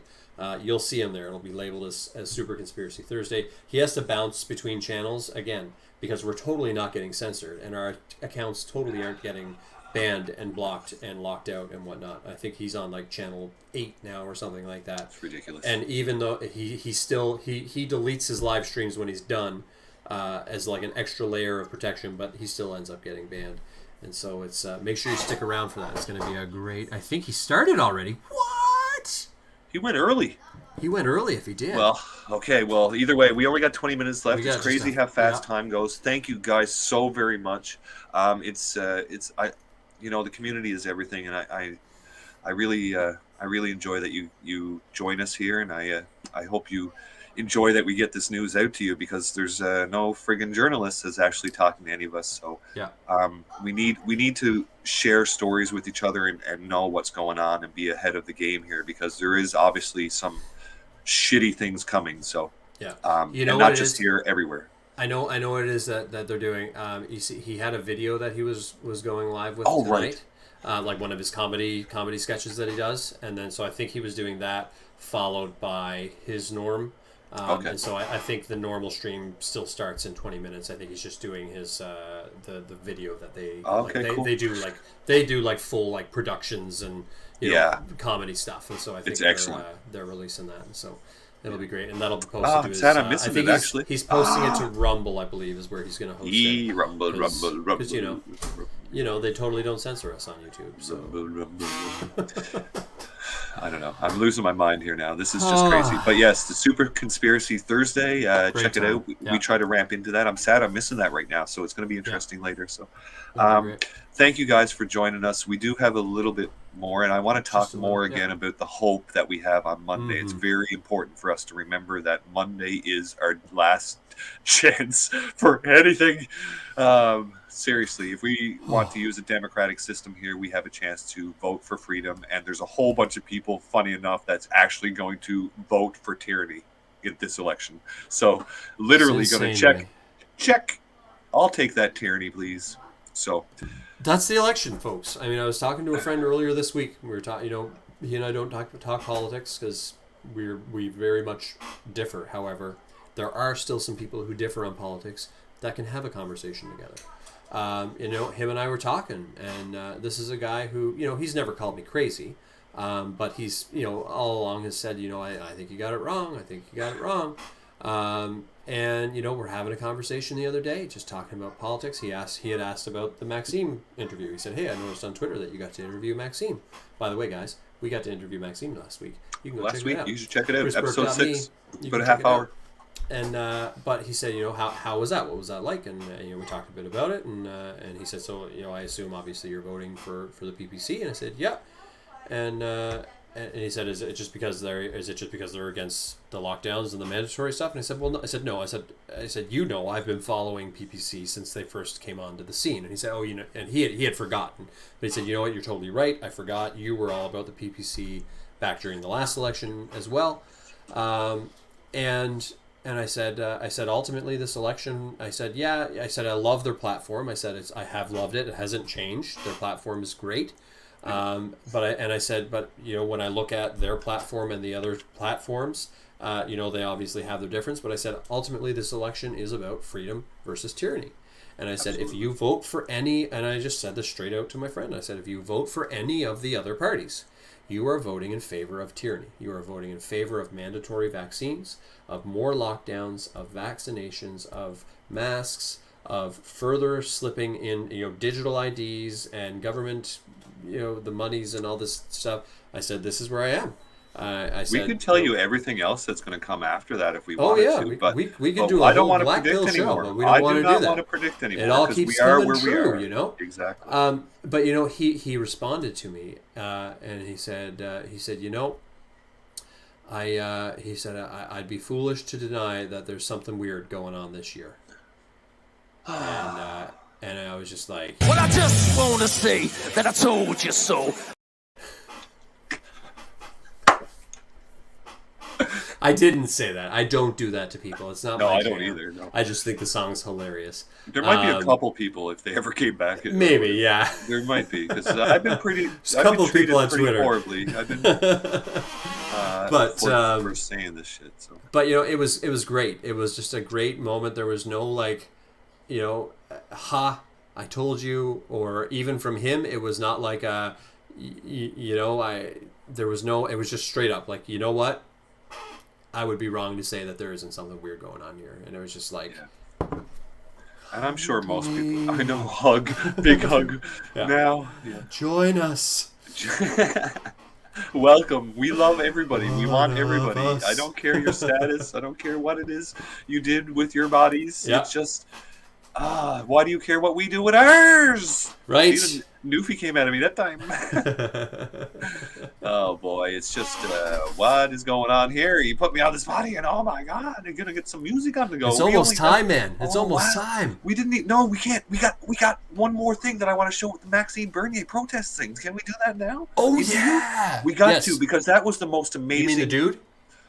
The dude, the instigator, and then he, gave, it's so beautiful of a moment, and Maxime Bernier is so awesome, and I think it's so important that people see what happened here, because it exemplifies exactly what we are, I think, Exactly. And I think it's very important. You could have rolled this before you went into talk if you wanted to. We'll do that, before you play some music, and then we're down to the last 15 minutes. I don't know if we got everything in there, but I think who knows? Maxime, the People's Party of Canada, freedom lovers, they're on our side.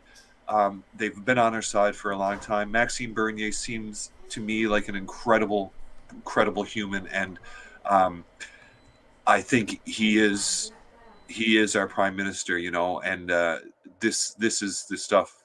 This is the stuff that I see,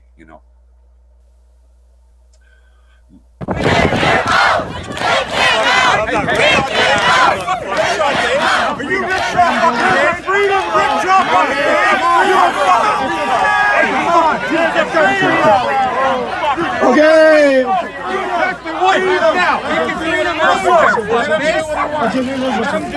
Did you have something to say? You want to like some freedom? Okay. Do you have something to say? Come here. Okay, guys. Come here.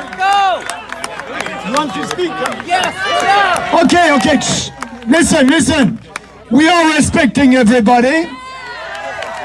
That person wants to speak, and I want to do a deal with him.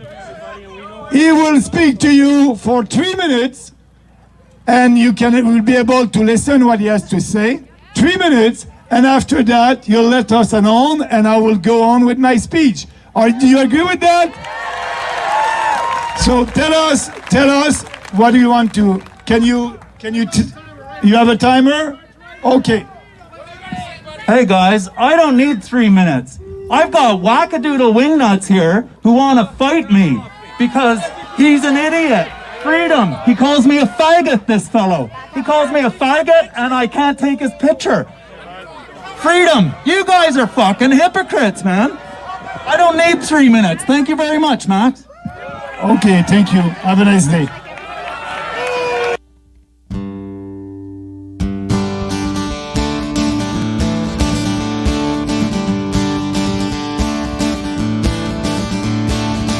You can hate me, try to break me, talk me down and denigrate me.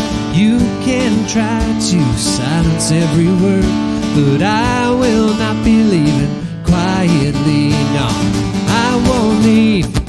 I will not be leaving quietly. You can mock me, try to outsmart me. You can shame me and try to blame me. You can do your best to shut me up, but I will not be leaving quietly. No, I won't leave. I will not be leaving quietly. I'm gonna stand here and I'll fight for every word. I'm gonna shout the truth until you know it's heard. I'm gonna stand here and I'll fight for every word. I'm gonna shout the truth until you know it's heard. Yeah.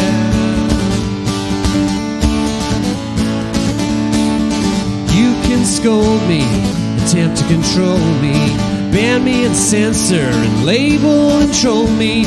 You can push me and try to kick me out, but I will not be leaving quietly. No, I won't leave. I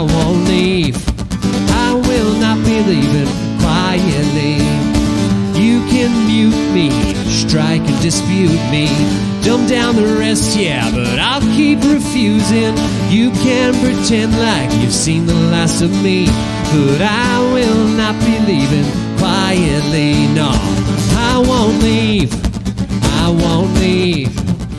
will not be leaving quietly. I'm gonna stand here and I'll fight for every word. I'm gonna shout the truth until you know it's heard. I'm gonna stand here and I'll fight for every word. I'm gonna shout the truth until you know it's heard. Yeah. You can hate me, try to break me, talk me down and denigrate me. You can try to silence every word, but I will not be leaving quietly. No, I won't leave. I won't leave. I will not be leaving quietly. No, I won't leave. I won't leave. I will not be leaving quietly.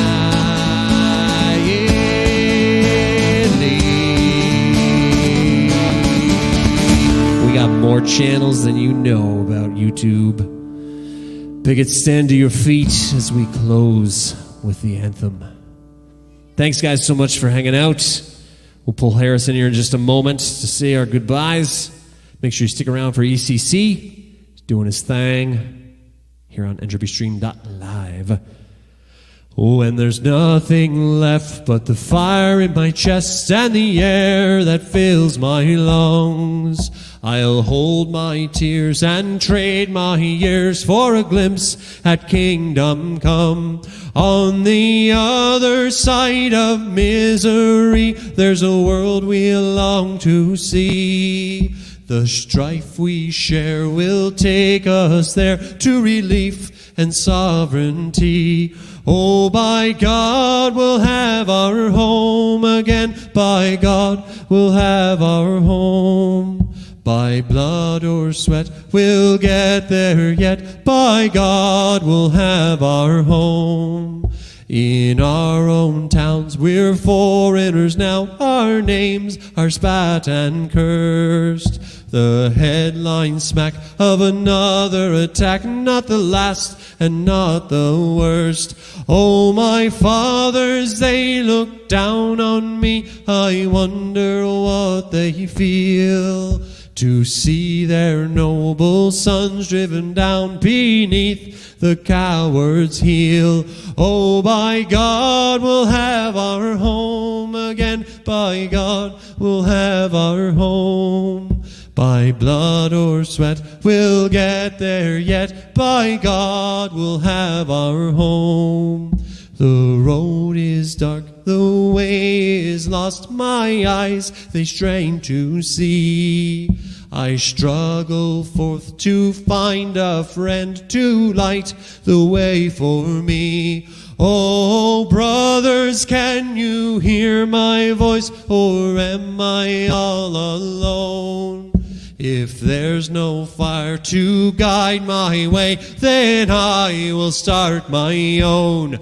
Oh, by God, we'll have our home again. By God, we'll have our home. By blood or sweat, we'll get there yet. By God, we'll have our home. Oh, by God, we'll have our home again. By God, we'll have our home. By blood or sweat, we'll get there yet. By God, we'll have our home.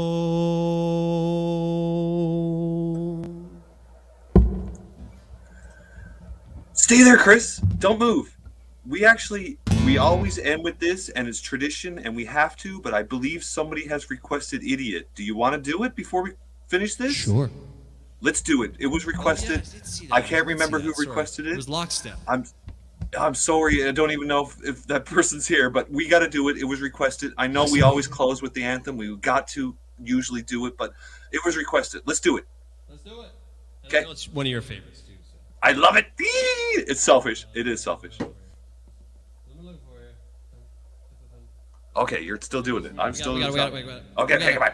We got this. It's for you, Lockstep. Sorry we didn't. I forgot to mention that earlier. My bad.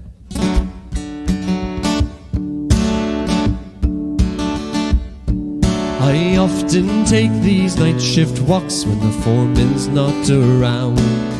Turn my back to the golden stacks and make for open ground.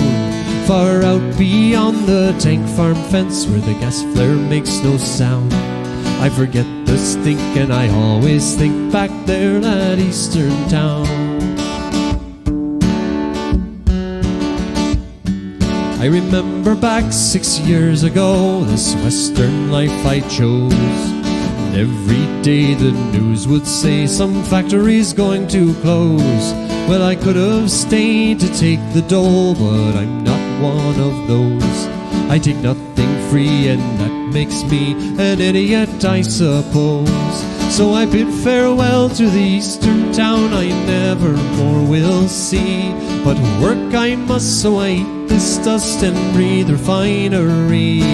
Oh, I miss the green and the woods and streams, and I don't like cowboy clothes. I take that free, and that makes me an idiot, I suppose. So come all ye fine young fellows who've been beaten to the ground. This western life's no paradise, but it's better than lying down. Oh, the streets aren't clean and there's nothing green, and the hills are dirty brown. But the government dole will rot your soul back there in your hometown. So I bid farewell to the eastern town you never more will see. There's self-respect and a steady check in this refinery. You'll miss the green and the woods and streams, and the dust will fill your nose. But you'll be free, and just like me, an idiot, I suppose.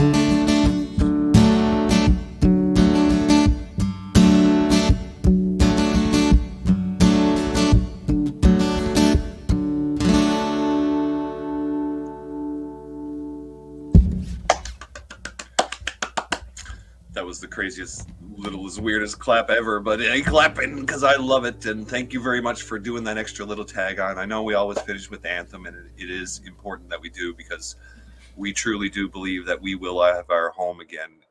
But we're only going to have that if we have help with us. So we do need everybody who believes in freedom, who believes in the rights, who believes in personal choice. Now is the time. Please come join us on Saturday from 12 to 2, downtown Charlottetown, at the Cenotaph. This is a protest that's been going on for months now. Months and months and months. This particular one is the 4th version of a worldwide rally. It's happening all across Canada. It's happening all over the world. Millions and millions of people are standing up to this worldwide tyranny. And I do think that anybody who is curious to see what a revolution is like, any journalist, you guys are crazy. You guys are so crazy to not be embedded in this, because the stories that you are missing right now that will be remembered forever. Could you imagine being the journalist who goes down in history as the one who told the true side of the story? Oh, wow. Like that story. History books. Forever. Being that one brave journalist right now would be amazing, right? Yep. But we hope, and I still believe that there's true journalists out there, so please, embed yourself. Pretend to be somebody else. Doesn't matter. Just get the story out there. Just get it out there. And if you got to write it for yourself, write it. If your editor won't let you have it, you still wrote the story. Yep. You'll be able to get it out there. Put it on a blog. Come on. You don't need to put it in CBC. You don't need to put it in whatever. Just get the story out there. Just get it out there. And I think I'm pleading to everybody now, the journalists, the true journalists, the first responders, the non-thug police force. We need you so badly. We need your help. This country needs your help. This province needs your help. Freedom needs your help. Yep. Please. Come stand with us. Come on out. Go find the one in your town. If you're not from PEI, make one if you have to. There's one happening somewhere near you. And if there isn't one happening somewhere near you, call up your friends. You've got some friends near you. Call them up. And beyond that, make sure Monday to get out to vote. Get out to vote. Whatever. I don't care what your leaning is at this point. This is a democratic society. Yep. I don't have any faith in it, and I still friggin' vote. So please Still get out gotta and do it. vote. Tyranny And versus freedom. please, There's only please one that's vote for freedom. Please vote freedom. You will look back at this moment and think, holy shit, I actually voted for tyranny, lockdowns forever, and way worse if we let this happen. This is our choice. This is our chance. Please. Thank you for joining us. Hopefully we'll see you next week. Yep. I'll be back tomorrow. Tomorrow night Yes. we've got the East Coast Kitchen Party.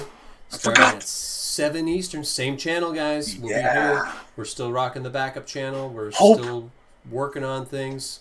We'll be here for the East Coast Kitchen Party. We'll see you guys. It's a great time. Join it, guys. Thank you.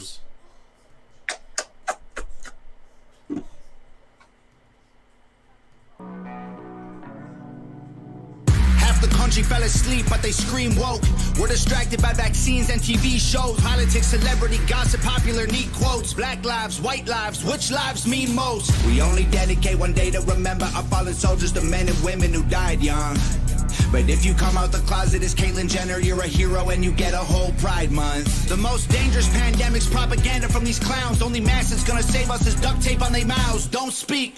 We don't need to defund police, need to defund the media who lies through their teeth like Big Pharma doesn't cure you, dog, cause every patient that gets cured is a customer lost. And big oil runs the world, the only wars that get fought are with the countries who have natural resources they want. Heard him claiming if a white man braids his hair and likes rap, he's appropriating culture. But if a white man acts too white, he's white trash, he's a racist, he's a bigot, he's a monster.